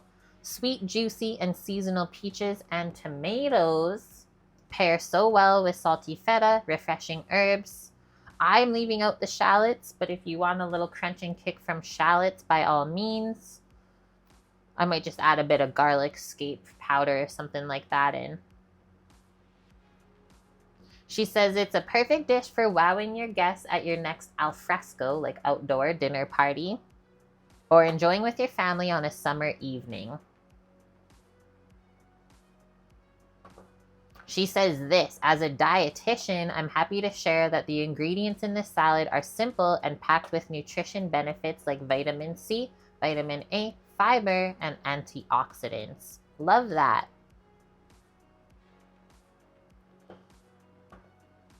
So she does a dressing with lemon, olive oil, and red wine vinegar. I was thinking balsamic and olive oil because balsamic and peaches is really good. And then maybe just a little drizzle of honey to balance it. More like a loose dressing. Not even a vinaigrette. Okay, scrolling down. I'm going to put greens into this salad because they're popping in the garden. So I'll go slice some off of one of the heads. But the recipe does not have greens. So it can just be peaches, tomatoes, feta, and then your dressing. But let's get a bowl. I'll go take my paring knife out to my little garden barrel and pick some lettuce really quick, guys. There's 8 minutes on the clock for our cobbler. For what did I set? 30 minutes, I think. And then we'll check it, see if it needs 10 more minutes or not. Everyone have a quick sip of water.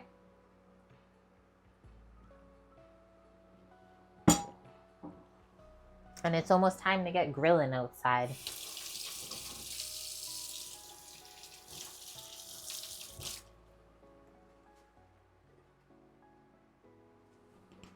I'll be back.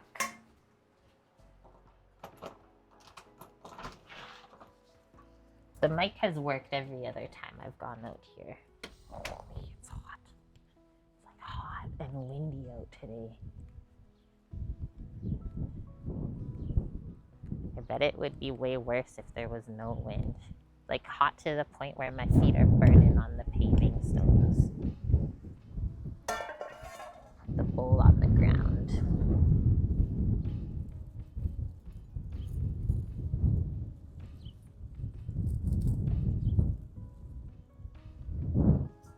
Hopefully the lettuce doesn't like blow out of the bowl. This is interesting. There's like bugs in here. Someone laid some buggy eggs in the lettuce, guys. I don't know if that's good or bad. Oh no. Oh no. It really blew the salad bowl. Shit's getting aggressive out here.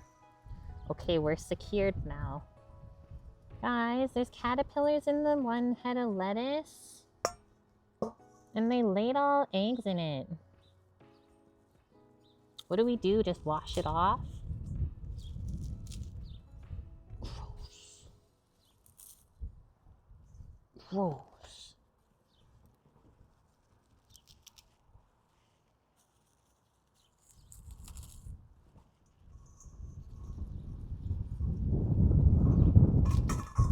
Okay, I think that's a good start.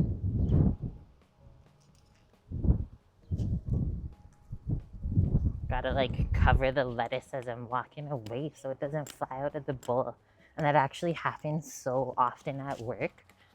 We have like a massive patio at work, so everyone always wants to sit on it overlooking the vineyard. But on the windy days, a lot of the times it'll be like the salad will fly off the plate or the bread will fly off. Look at this. This is insane out there. Okay. We made it back in.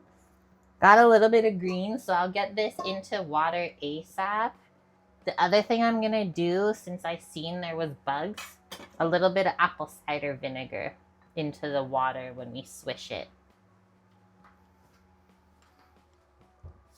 How did the bowl sound when it like went flying across the bricks? It's just caviar. Caterpillar caviar.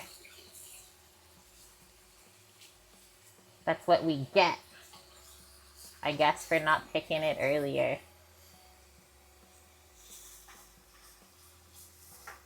Salt the veggies too. I've seen a lot of people say apple cider vinegar works a lot. So we'll do that. This is our little mix. It's not the best looking lettuce ever. Like we'll have to pick some brown bits off. But hey, we grew it ourselves. So it counts for something. I also wanted to see how it's tasting. Because like what if it doesn't taste good? Then I'm not going to keep water in it.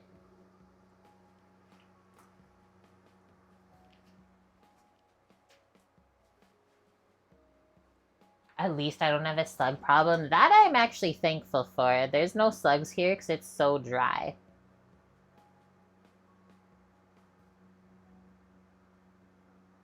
Holy Melissa, the caterpillar was in the cabbage.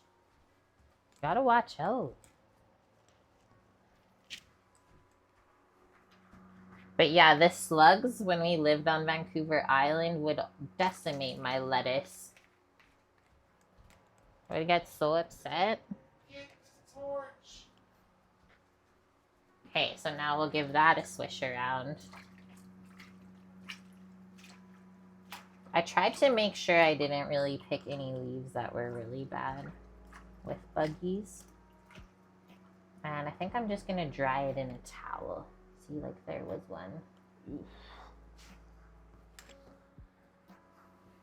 Yuck.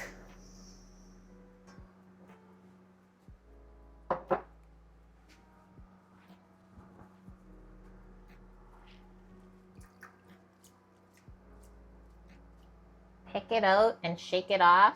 And then if you're still worried, look over it before you dry it.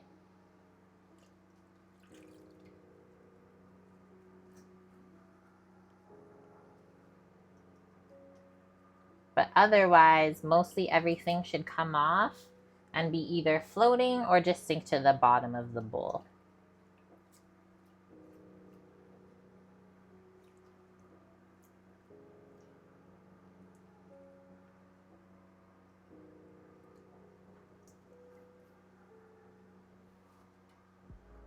Yuck, Mish. I remember that. Yeah, the slime trails.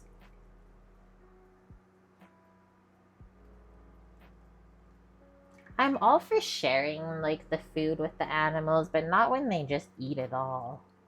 That's not even fair. That's what was in it.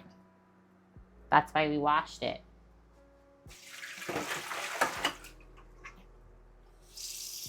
I think that's too big of a bowl for our salad anyway, so we'll get the smaller one. I don't even think we gotta cut this up. I'm just gonna put it in the bottom. And then put the peaches and tomatoes on top.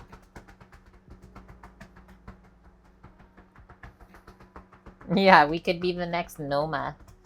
Caterpillar and caviar, and then earlier we had earwigs crawling from the peaches. It's time. That was 30 minutes already. Right? We all freaked out when the earwig crawled across the board. Holy frick! It looks amazing. Guys. I don't know, this might be done. Look at the top!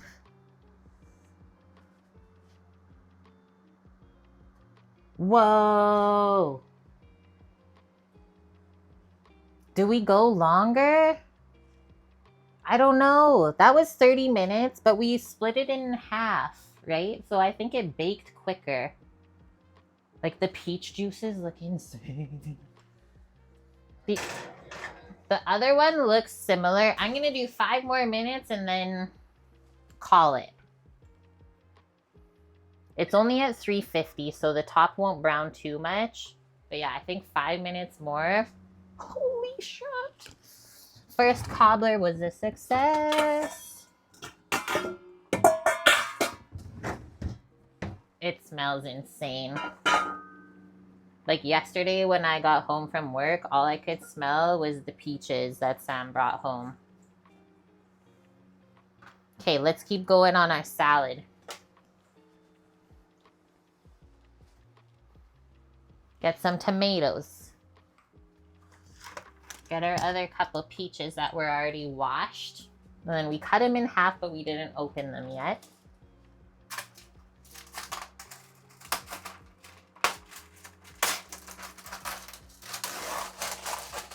Look at these. Looks so nice. I like the dark red one. Whoa. Handful of this. Whoa. Get a mix of everything. That was a loud container. Must have been indented. Like equal parts tomato and peach, I'm thinking. Just wash this little handful.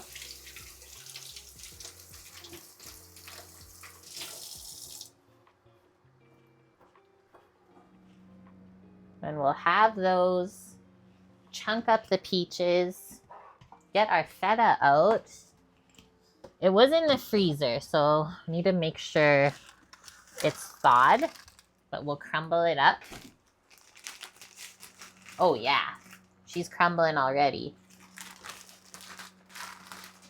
You have some of those tomatoes too. I just think the sweetness of the cherry tomato will be really nice with the peach.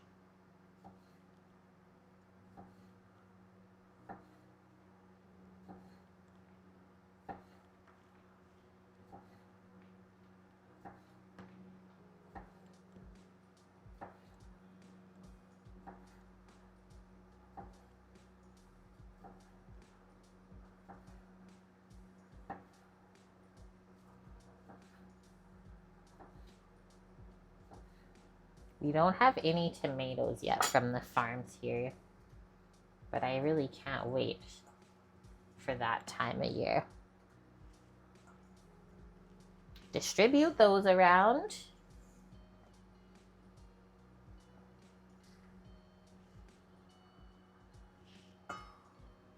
If you can twist your peaches open like that, that means they're ripe enough to eat.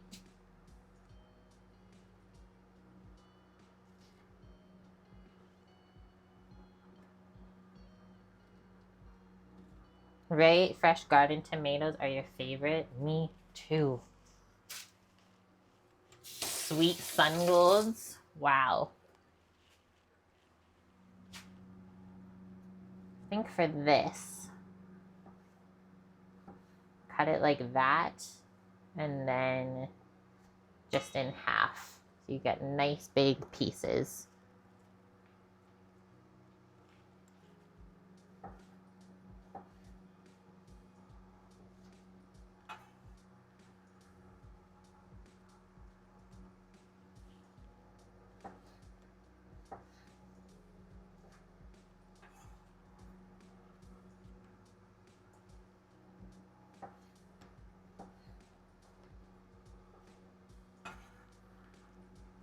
Where'd the tomatoes go? We don't even know. Okay, we are gonna cut up some basil to go in there because basil, tomatoes, and peach is very good together. It's looking good already. I can't believe how big the basil from the Arrow Garden is growing. Like, these leaves are insane. We probably only need these 2.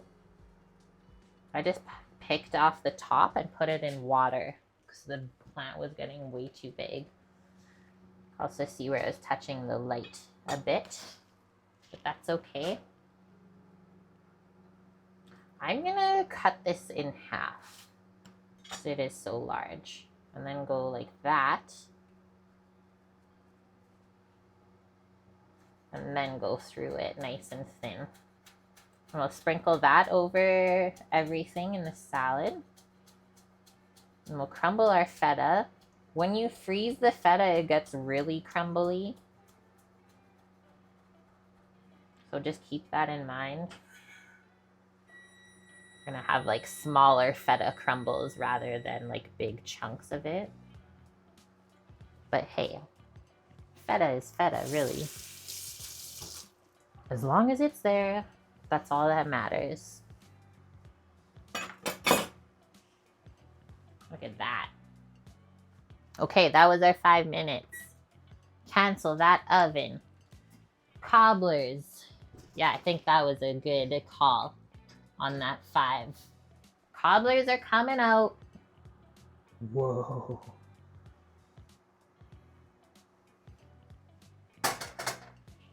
Let's not set the smoke detector off. It's like perfectly browned, guys. Frozen Feta is the name of Misha's restaurant. Potatoes are in the oven. Nice. Okay. Feta. We got the tomatoes, peaches, greens, basil, feta, and then last the dressing. So after this, we're gonna go start the grill. Here's a chunk of the feta. It almost like turns into goat cheese crumbles, it reminds me of.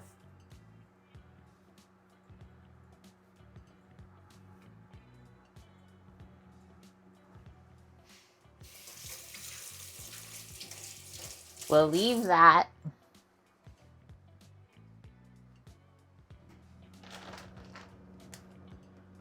The best 50th birthday present ever. I'm honored. Macedonian feta is the best feta. I think you're right. We tried that one before. It was the most expensive feta we've ever had, but it was also the best one. Okay, we got our balsamic. Yeah, we'll do a little honey drizzle. So the dressing, we'll dress it later when we're close to eating. We'll do olive oil and balsamic, and then just a little honey drizzle. So one more thing we can do before we put this back in the fridge, just a little bit of seasoning on the salad now. Salt and pepper will go a long way. Frozen feta could be a nice snack. I mean, it's better than not having feta. That's what I'm going with.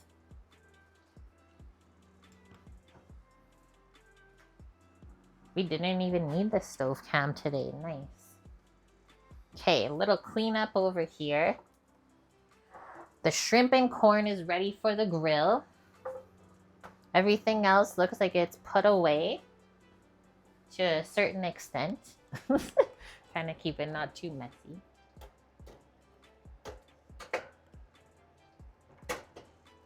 And we're gonna pop out and get this fire lit. How's it looking out there? Gonna get blasted with the wind. And then I gotta set you guys up on chat on the stool again. The most PC dessert I could have? Why?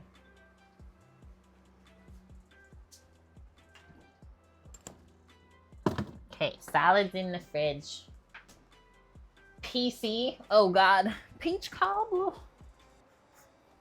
You got me there, Annie. You did get me there. All right. Laptop acquired.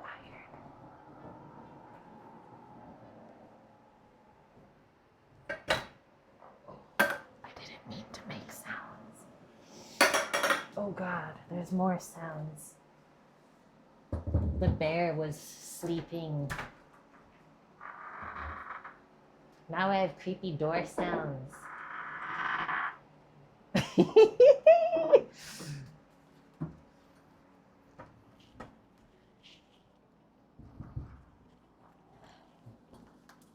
That was too perfect. Creepy door sounds. I wonder if the marmot's gonna visit us while we're out here today.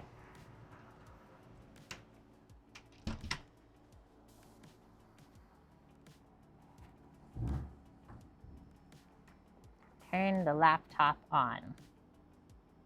Winning.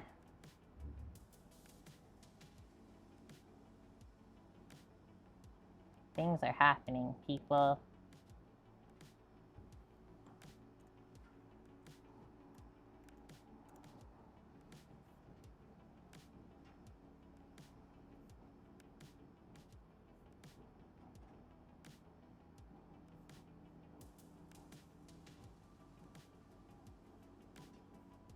Nice. We're here. Fall equals autumn. Okay, how do we want to adjust this? This shit is live. We're going in.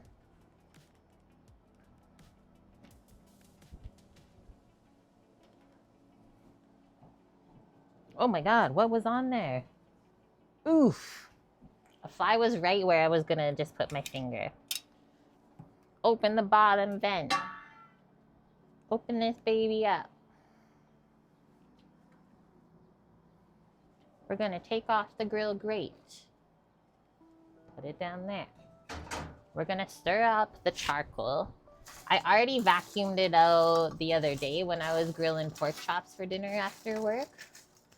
So we're good to go there, but we will just reload with a little extra charcoal, I think, to get the fire started.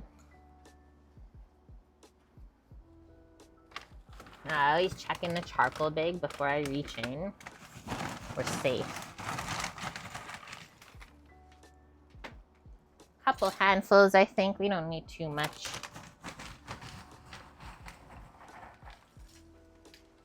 I mean, we're still Big Green Egg ambassadors. It's just, I've really taken a step back from social media these last couple of years. I don't know, probably just spending too much time online for the first, like, 7. Just haven't really been feeling inspired to, like, spend time on Instagram and stuff to be active there, but maybe in the future, you never know. The charcoal's where the marmot lives. Marmots are butt heads. Okay. How is this view? You want to come a bit closer? For when we light it? Why aren't you moving? There we go. Now you can see in. Does it feel like you guys are sideways, or is it just me?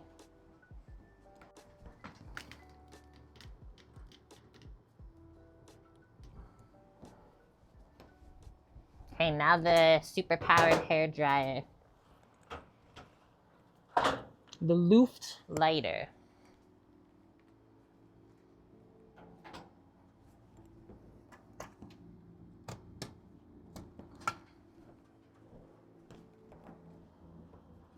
People would pay millions for this view. I mean, a lot of people do.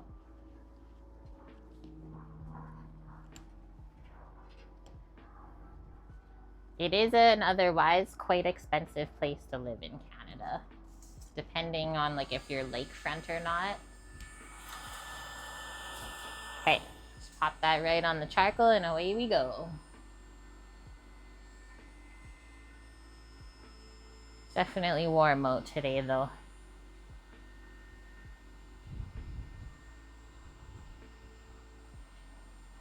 Glad I filled all the bird baths this morning.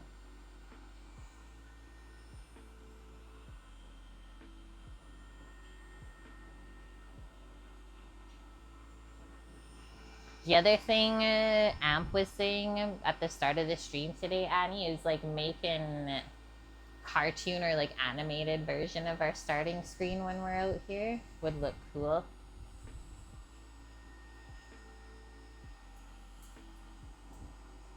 So now that we have a little bit of this lit, I'm just gonna kind of move the lighter around to different spots to get it lit. This is what I found works the best.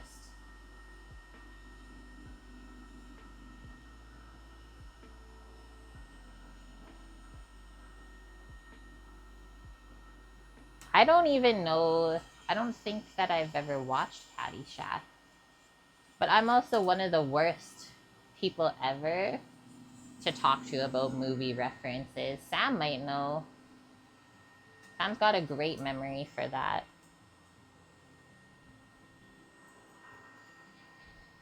There's a little hummingbird. They get so mad at the wasps that come to the feeders that come and get the nectar. I mean, even I get mad at the wasps. They're just annoying. Let there be light.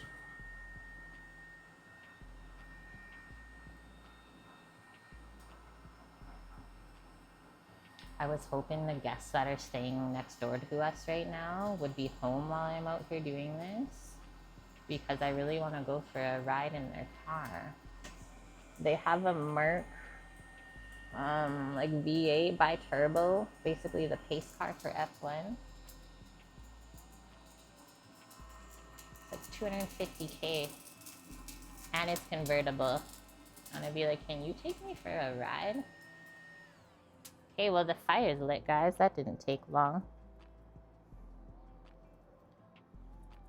There's definitely no way I've seen Blazing Saddle. Caddyshack, the one with the Babe Ruth candy bar scene. What? See, I don't know any of those.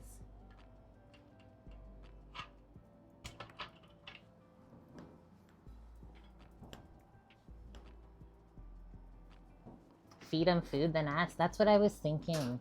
But like both of us were off put yesterday. Like we got home, Sam picked me up from work. Like we got home, there was a car parked in our spot, but everyone else, like all the workers were gone. So we're like, okay, what the heck? Like, is somebody here? Usually somebody tells us if they're staying next door, and it's just like common courtesy, right? Because it's shared laundry. So yeah, Sam walked out to the balcony and people were out here. And the guy's just like, hi, and like turned away, I guess. It was super weird. Like, that's what happens. Okay, how is this looking? Do I need to mosey around in here and build this up a bit? Sometimes I'll put the glove on. like pile it up a bit more. Get the coals lit evenly. This is like the most important part of cooking with fire, is building a good fire to start with. Even coals means even cooking.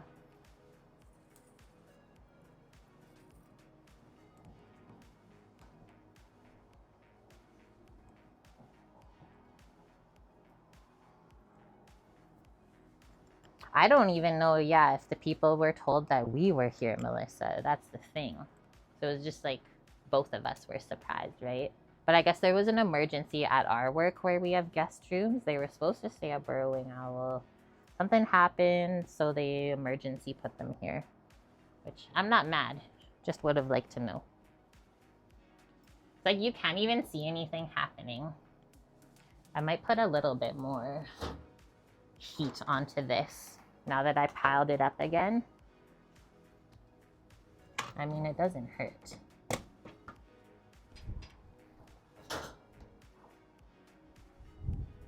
Some days, depending on which way the wind is going, it'll like help me light the grill quicker.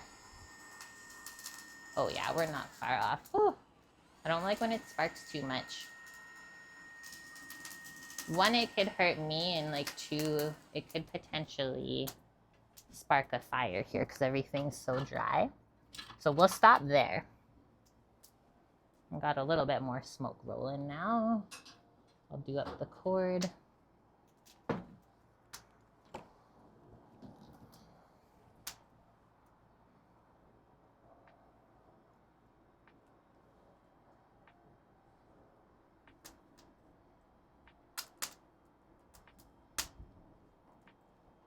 You can hear the crackles too. That's when you know. I love that sound.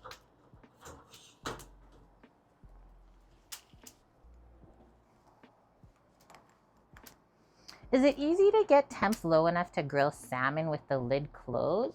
I would say yeah, Annie. I don't see why not.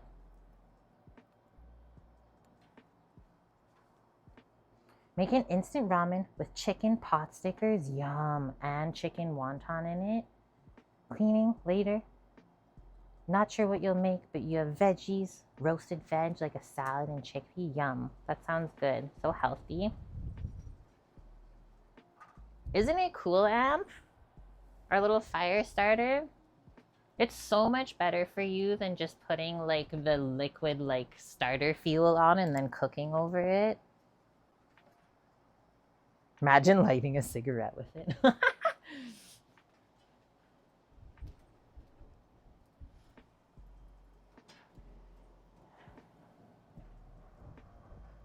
The coals are looking good, guys. You can almost spread them out and then put the grate on to burn off. And then 5 minutes, we can start grilling the corn, and then the shrimps will get grilled last.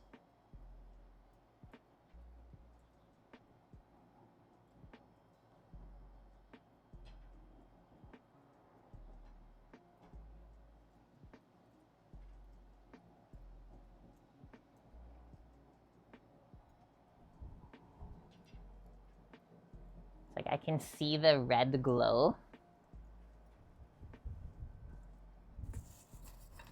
Holy. So I'm gonna move some of this around. Make sure we have an even bed of coals.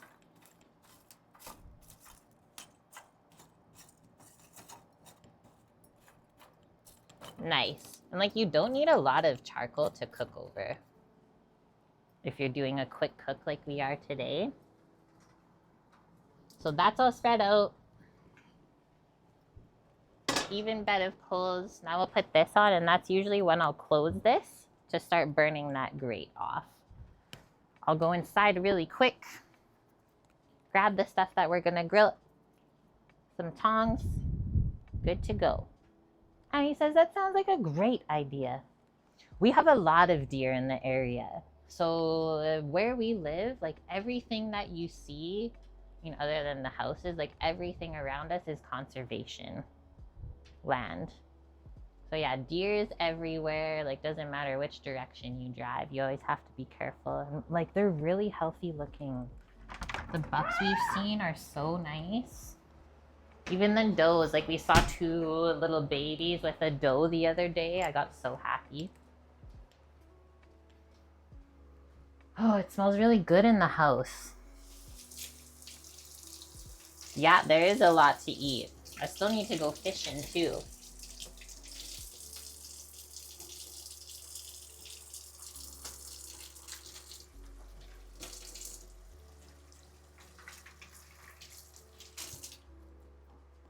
Guys, this cobbler looks so good.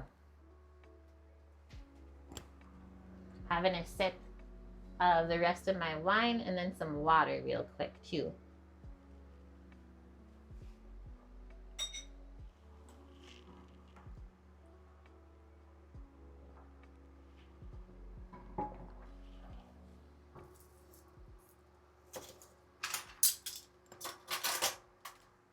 Okay, tongs. We got the corn and the shrimps.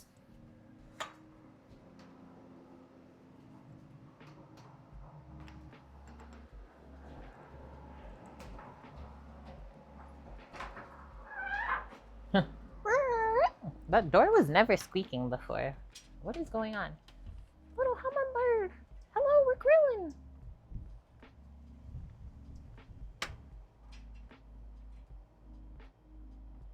It was too scary. He went away. He might come back. Oh, what was that one that just landed? Did you see that? You have blacktail? I think they're whitetails.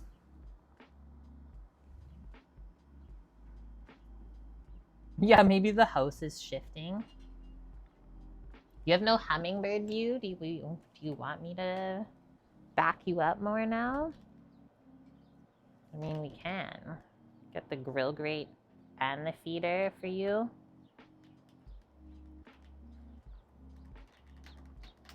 There you go. Oh, the tripod's breaking. One sec. The battery's too heavy. I think Samuel's phone should be good now anyways for battery, so I'll just unplug it.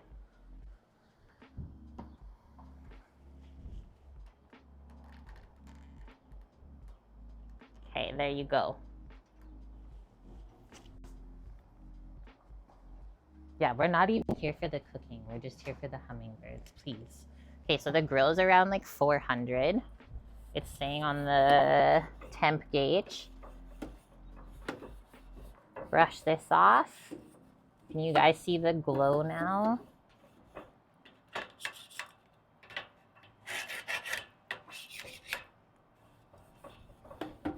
The glow from the coals. Whoa, what the hell was that? Now, we're gonna put the corn on. Directly over, and we're gonna close it a bit, I think. Like that. While we're waiting, we'll give our shrimps that are marinating a stir. Yep, those are looking and smelling great.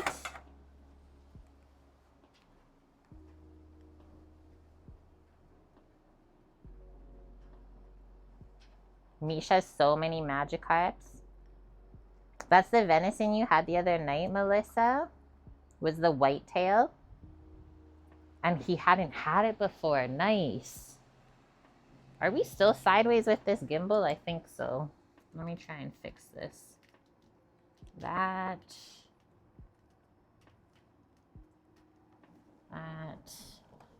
Like, check all the sides.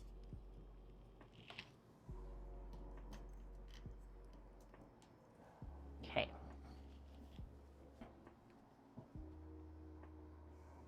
Misty. What the heck? What? Like, can already hear the kernels popping.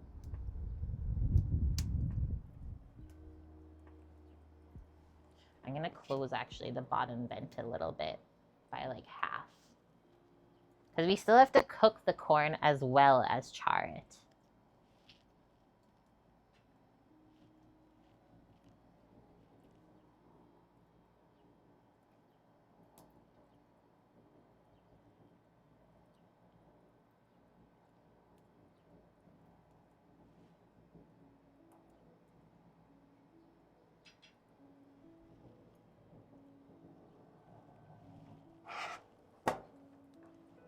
Sneak in there and have a peek. Wow. Okay, it already is getting charred. Good thing I looked. Give it like a small turn.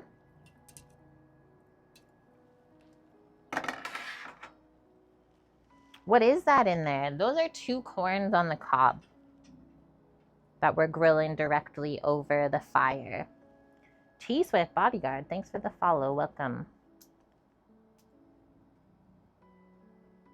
You're going chanterelle picking tomorrow after work, so you can't even have a nap?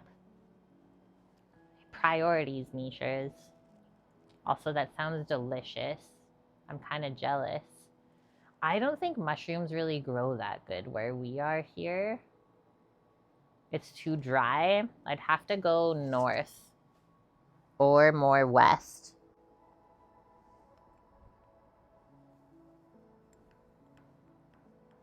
I see we have a weirdo in chat. Do we entertain them or ignore them? That is the question. I'm just gonna keep turning my corners.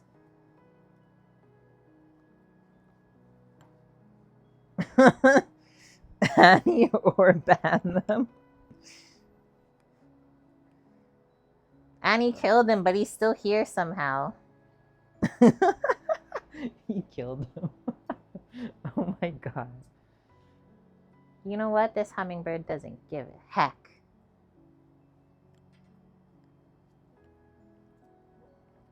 We're sorry too.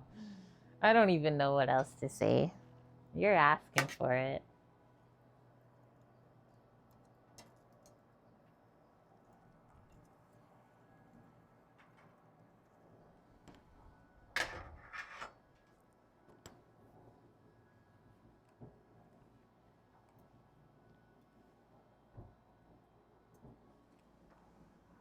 I wonder the same thing, Niche.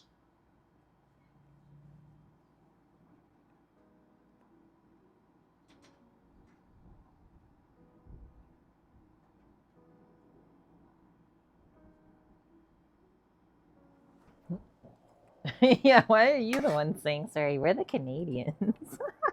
Melissa. Okay, the front corn is cooking more than the back corn. You guys want a peek? But we're getting there. So the corn can finish while the shrimp is still on the grill. I'll try to time it out all together.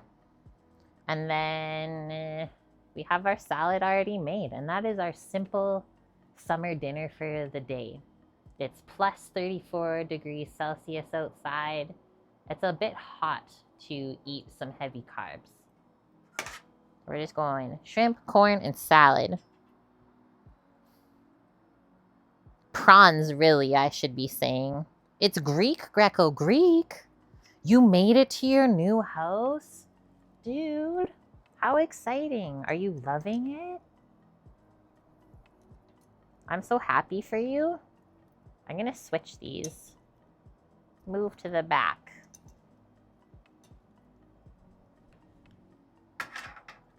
A new old house. Hey, it's still new to you.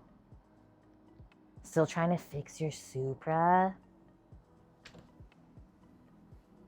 I'll show you the car that's here right now.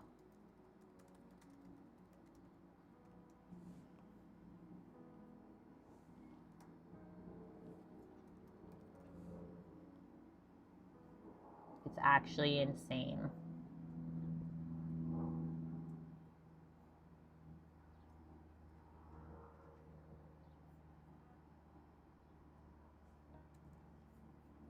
gonna try to see if the owner is gonna take me for a ride when they come back.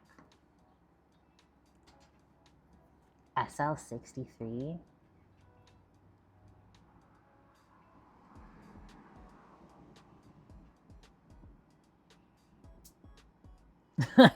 The AK-47 two-step.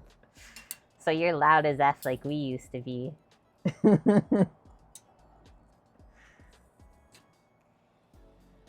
Guys, a sneak peek. Can you see it? The char marks. I really was scared of dropping it there.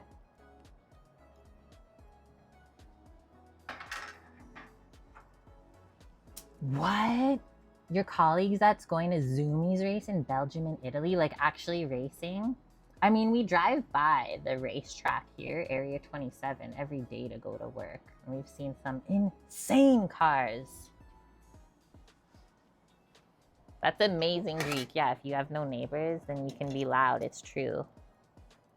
Okay, corn looks like it's working along. So I'm going to open this up now. Kind of move it over to the side.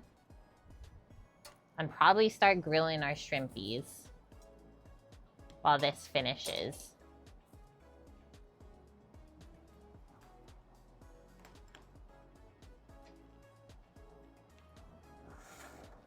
And then we get to find out how many shrimps we got too. We didn't count them for $20.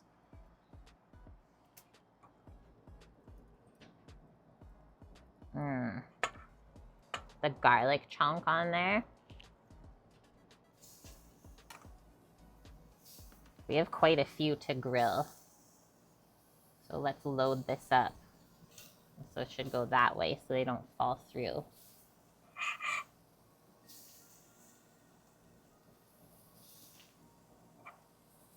The smell of them hitting the grill.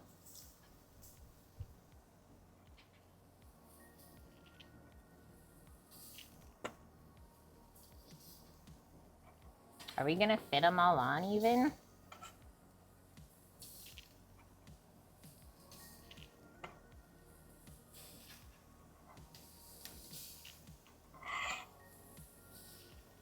No, the answer is actually, that is so much. There's still a lot left in the bowl.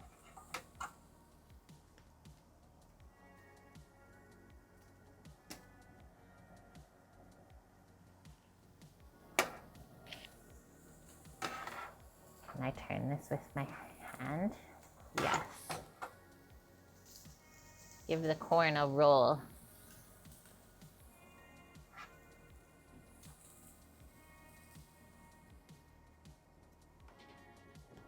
I like how I just keep peeking at it. You get a closer look.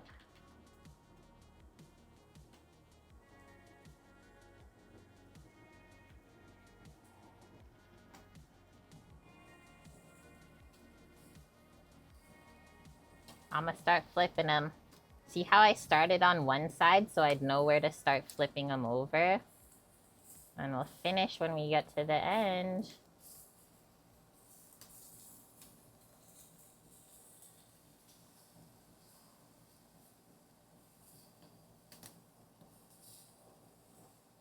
There's a couple small ones, but not that many. Most of them are very large.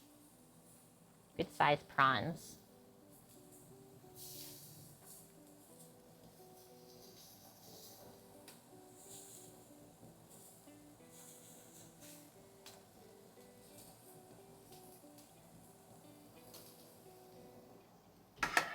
Oh God. One hit and this thing's down. I think we gotta get a new tripod. The battery pack broke this one.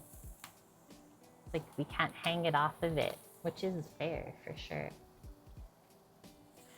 This corn isn't really cooking on this one side, so I'm gonna flip it this other way. It's douchebaggins! Is this a PVC railing? No, it's all metal. And hello, Von Buki. It's all metal.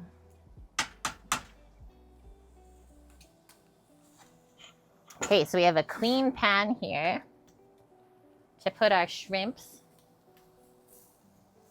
I'm gonna try this little one here to make sure we're good. Holy smokes, that's good. Literally perfect. And then we can do the next round. The bit of chili in the marinade is so good.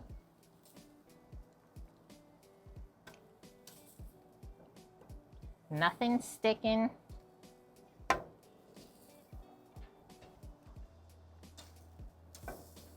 That one's a little under. I could tell by just how it looks and feels. See if I can get these other ones on.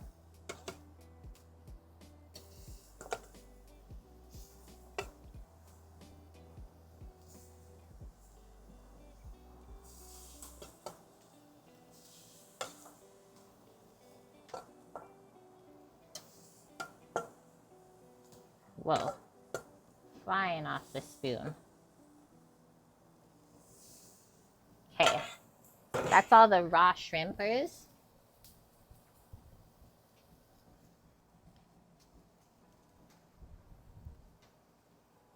Give that a little flick around too. I'm gonna bring this bowl in. I'll be right back.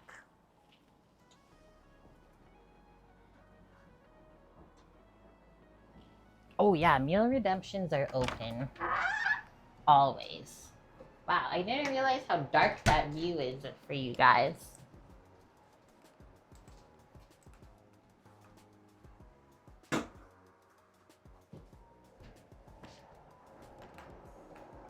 See if I can fix that up.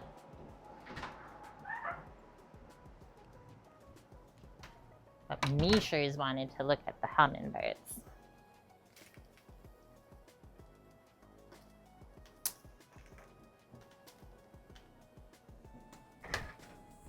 Okay, this one is probably close to being done.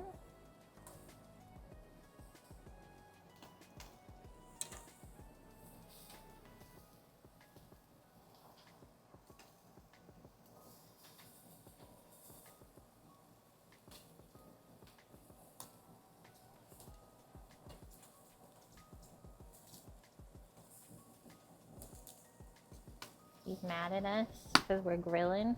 Wow, that's what you call popcorn.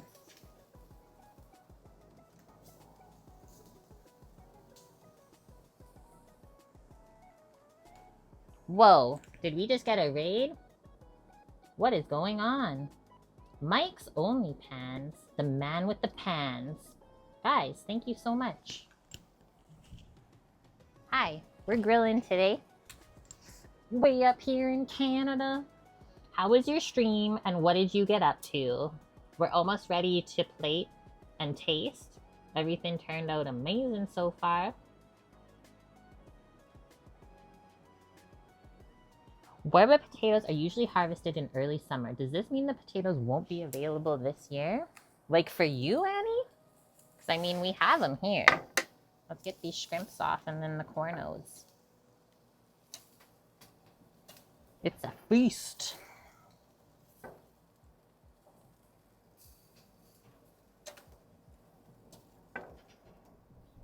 Shrimps on the Barbie. Look at that. These corn cobs are gonna get rubbed with some butter now. Let's grill. Close it on up. I will see you guys inside.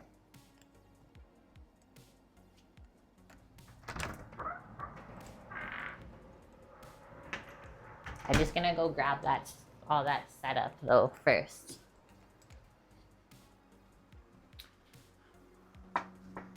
Butter and cotija. I mean, we could sprinkle some feta, but I don't have any cotija. We're back in the kitchen now. That's how it all turned out. I'll be back in one moment.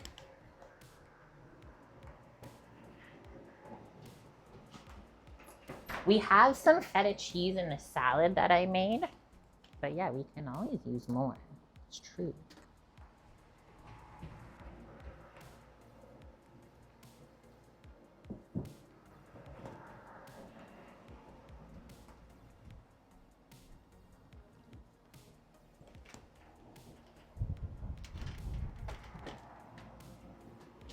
Now we gotta wake the bear up.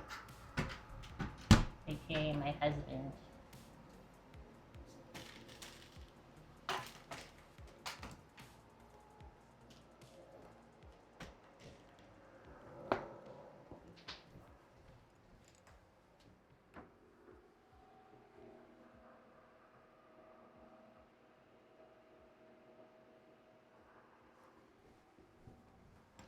He's been awoken. Okay, let's grab some butter out of the fridge. And we're just gonna rub it all over these corn cobs. Right? Like, look at how good they look. Wild Argentinian prawns, you guys. If you've never had them before, I'm on a kick. They're so much different than just like white shrimp. Where's this? Let's just like cut a little nub of butter off like this.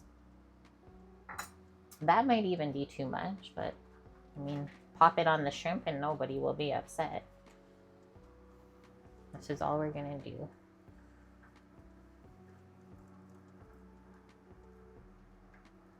I mean, you do this while it's fresh off of the grill or out of the boiling pot, and your butter will just melt in. And then you have an even coating.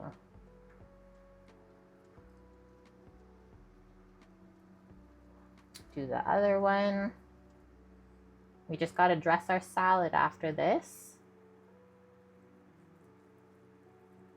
And then we'll plate everything up. Mish wants feta sprinkled on the corn. I can do it for mine if you guys want, but I don't know if Sam wants that. There, we'll just put those butter nubs over here. And they'll disappear into the shrimp. Nobody will know. Jumbo shrimpies. The size is 16 to 30 per pound.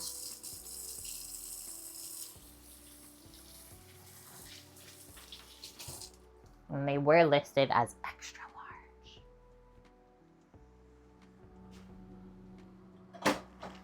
Oh, we almost forgot an important step. Cut a wedge off of our lemon and squeeze that over our shrimps to finish. We did zest in the marinade, but I always leave the fresh lemon juice till after it's cooked, so it doesn't go bitter or sour on us. Right? 16 to 30 is actually a very large gap. It's either going to be huge or like half of the size. Like, what? Have I ever made jambalaya, Annie? Yes. We learned to make it in culinary school, and I've made it and eaten it a lot. Like, I grew up with my mom making it a bunch for us too. This is our salad. Fresh greens from the garden, peaches, cherry tomatoes, feta, and some basil. Now we're gonna do a simple dressing of olive oil, just drizzled over the top.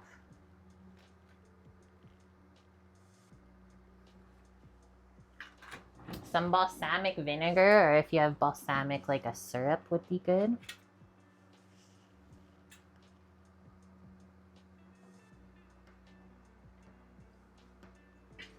And then some honey. Oh my gosh, 2021. Jambalaya with sausage, chicken, and shrimp. And I made beignets. I remember that actually.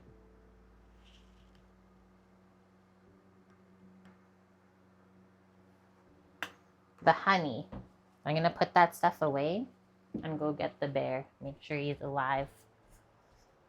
And feed him some lunch. Because I don't think the first wake up worked.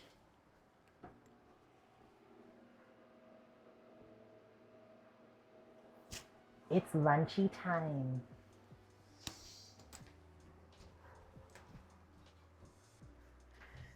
It's lunchy time. Get us some big old plates to fit all this. It's 4:44. 7 tiers or 7 years? Doesn't this look good? Sam went to the orchard yesterday for the first peaches of the season.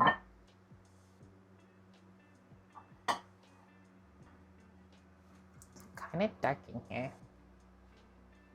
Oops, wrong way. We actually did not grill the peaches, but that would be like an extra level for sure, Stone-Faced Killer. I'm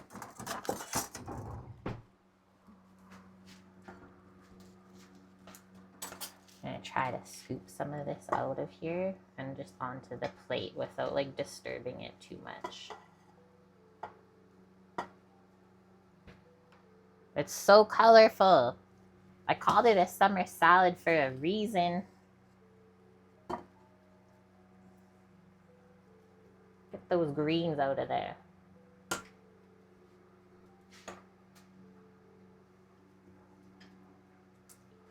What are you doing?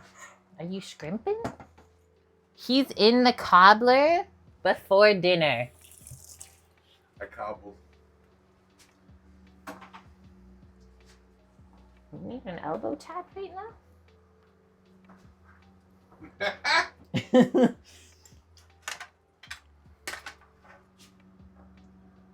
I just took the crust on the outside.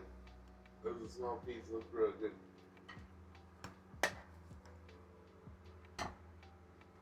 I did not salt the corny yet. I have just buttered it.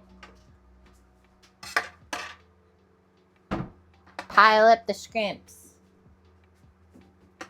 Look at those big boys.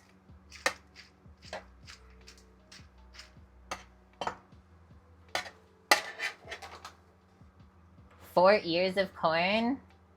I only have one other one, but it's in the fridge.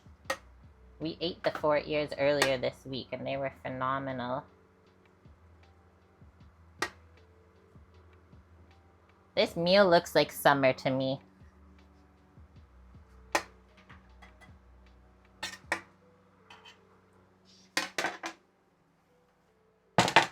For anyone that's coming in that missed it, this is dessert. This is where he was sneaking out of the side, but we'll taste it after this. They came deveined, the shrimpers. Good note though. I'm gonna take a little photo for us before we start.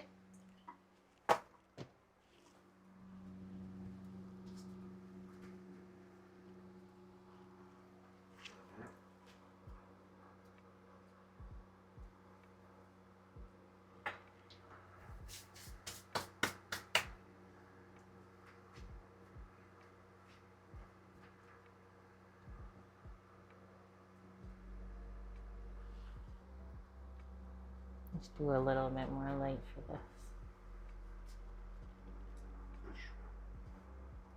Good shrimpers?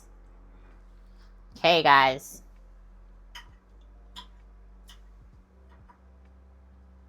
Let's get into it. All of the recipes are linked for the stuff that we made today if you want to make it for yourself at another time. Grilled shrimpies.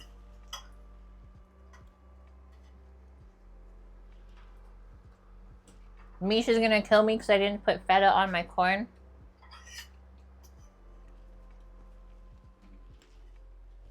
Guys, the shrimp with the lemon and garlic and the bit of chili. Hey, like the chili's perfect. Feta dust on the corn.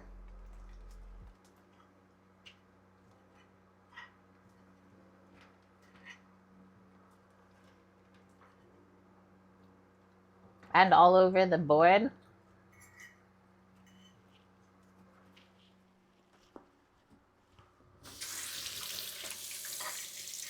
How's the salad? It's good all together?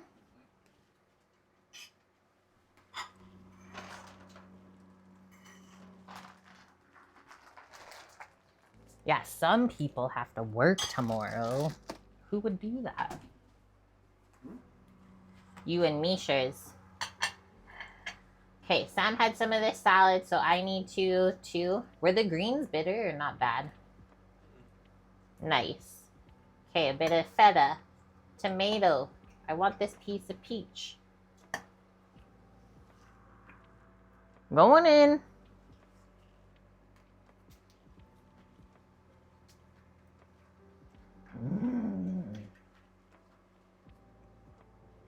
Guys. I almost choked on it, but it's really good. The peach was a little juicy. But holy smokes, that dressing is perfect. Like the creamy, salty feta, the sweet and like kind of fuzzy peach flavor. And then the tomato and basil together. I almost inhaled it. I've seen those challenges. We should do that one time. Where the husband eats at the wife's pace. Because I could never eat at Sam's pace. Yeah, we blame Bob for that. Grilled corn down the hatch.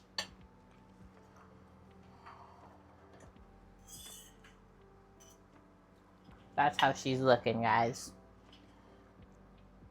CJ Dewey, how are you doing?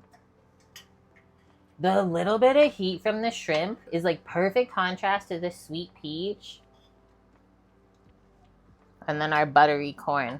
I'm going in. I gotta go over here because the feta will probably fall off.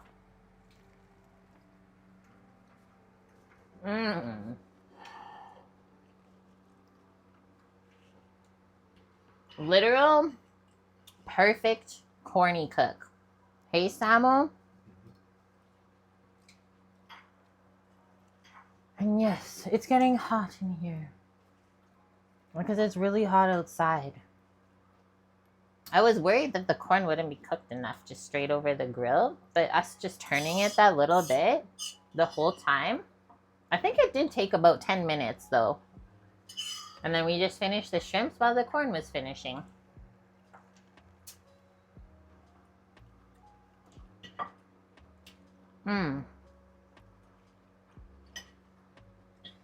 The char flavor on the corn is perfect.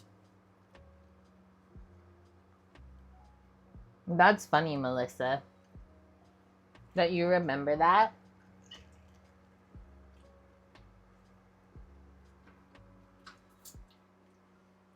This is really good, guys.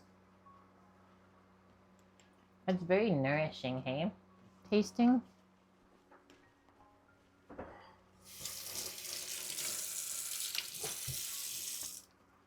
You buy a pallet?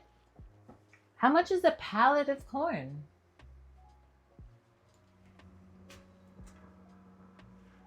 That's a crazy story and I love it. 800 to 1,000? What?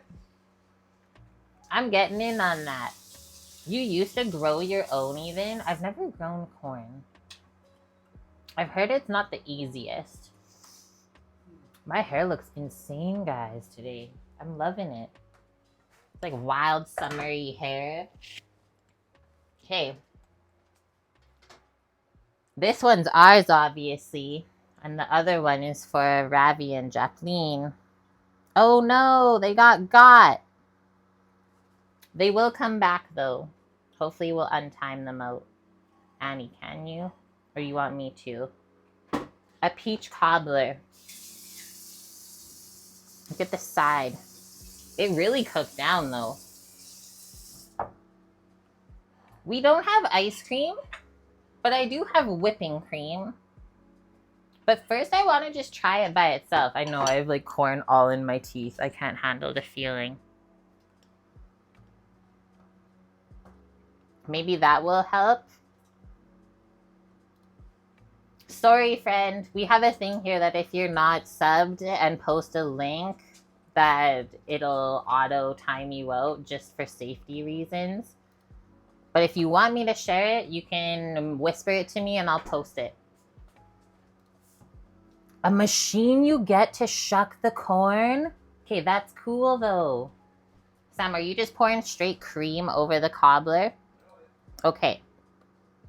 Guys, I don't know how to eat cobbler. This is our first rendition.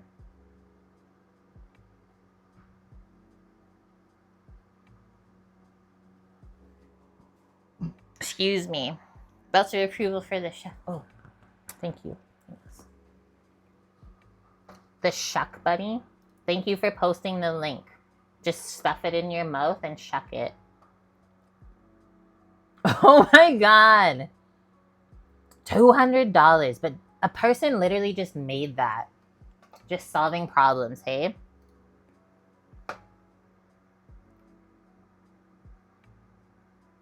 Someone made peach no-churn ice cream to go with the cobbler. I think we can eat it however we want. Sounds good. Oh, the cobbler, not the corn. Sorry about that. The machine shoots corn. Our little cute dessert bowls.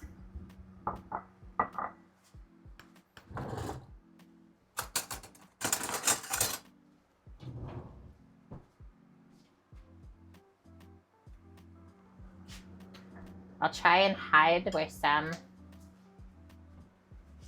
took a piece out so I can take a photo really quick. That's perfect. There you go. The lighting in here is not the best right now.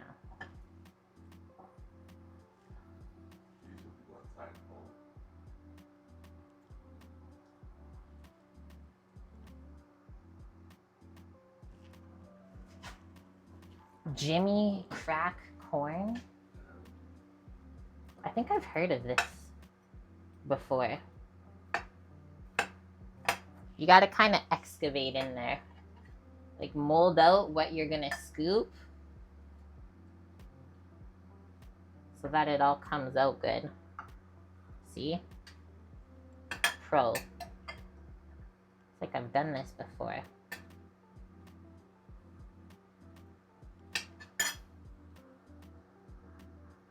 That's Samo's.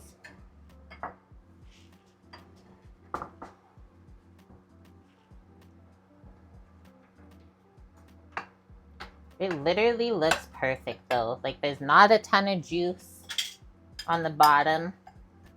The ratio of fruit to the topping is like perfect. And yes, it is still warm from the oven. Like the juicy peaches. Looks like the most perfect canned peaches you've ever seen. Okay, now I'm gonna take one more photo.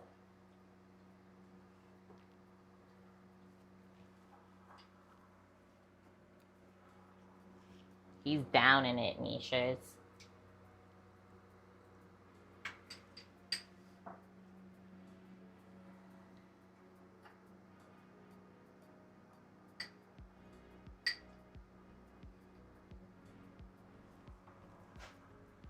Thank you, friend. I hope you have a good dinner too. And that it all turns out. Are you loving that? Okay, first I'm gonna try it without the cream, guys.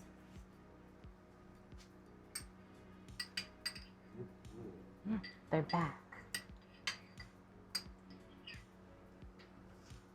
And then we'll try some with it.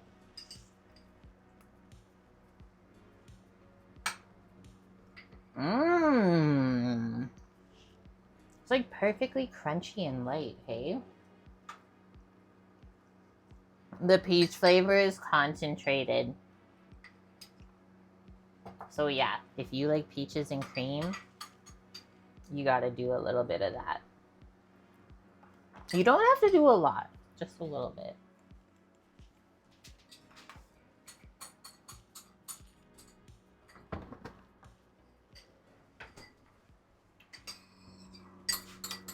Yeah, strawberry rhubarb cobbler. Annie said rhubarb cobbler is the best, so. They're back now. I can go for a car ride.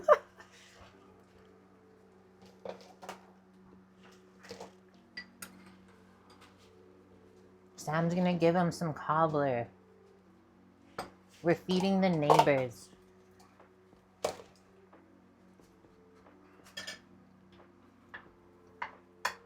We did use cornstarch with the peaches. Michael, you would be a whipped cream person. I'm always a whipped cream person. Just sometimes I'm too lazy to whip cream. Especially today. Like, I'm already sweating and I'm only inside. I don't want to make myself work harder.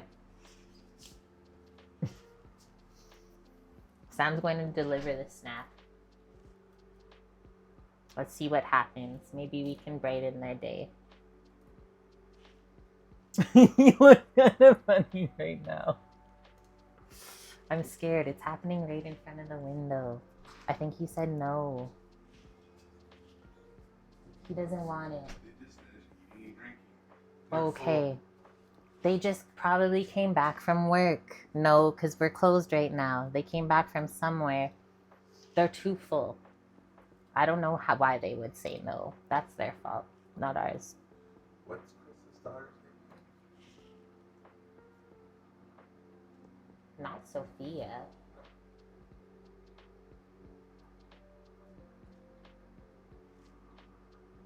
Guys, anyone else bad at remembering names when you meet people?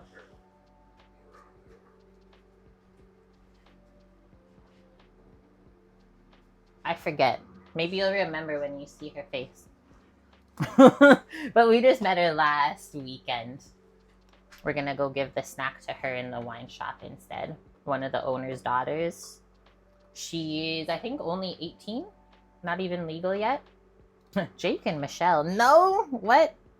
Okay, I'm looking for who we're gonna go raid. Thanks, guys, for the awesome stream today. A longer one, too, for you guys. We got to spend like 3 hours together. That was nice. 18 is plenty legal for all things here. Here, the age is 19.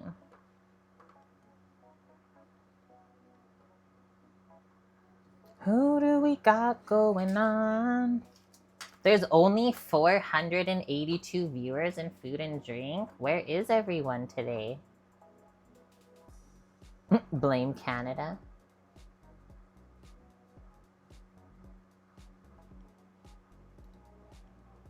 Okay, who's on my follow list? I need to see.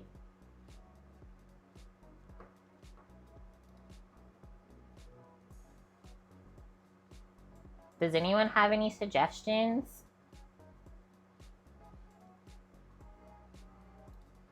I don't know who to raid. Oh my god, I just saw somebody that was literally naked in a desk chair. Anyways. Rusty, okay, we're gonna go raid Rusty Rhymes then. No! We only cooked the naked corn. Naked people are not allowed, Mish. Don't make me smile either. I got corn in my teeth. No laughing. What the frick? Where is this person? Like, I had the page open huge, the browser. I'm closing it again. They're still there. Okay. Rusty Rhymes. Love it. Don't melt my railing. Oh, it's fine. It's metal. You're all good. Guys, hitting the button, getting it set up. Thanks for another awesome day of cooking. You know it was good when my hair's messy after. And I'm sweaty. Have a wonderful rest of the week, wherever you are in the world. Thank you for tuning in. All of the recipes are in Discord if you want to cook any of this for yourself coming up in the future. See you never again. Why? We will be back sometime next week. I'll let you guys know what day. Probably Tuesday, though, like always. So hope to see you then. Take care out there. And you know where to find us if you need anything at all. That snack was accepted? Yeah. Did you find out her name? No, Nicola. Okay. It's her favorite. Peach cobbler? Nice. Yeah.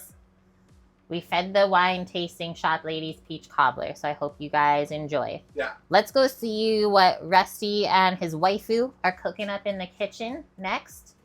Love y'all, and see you next time. Bye!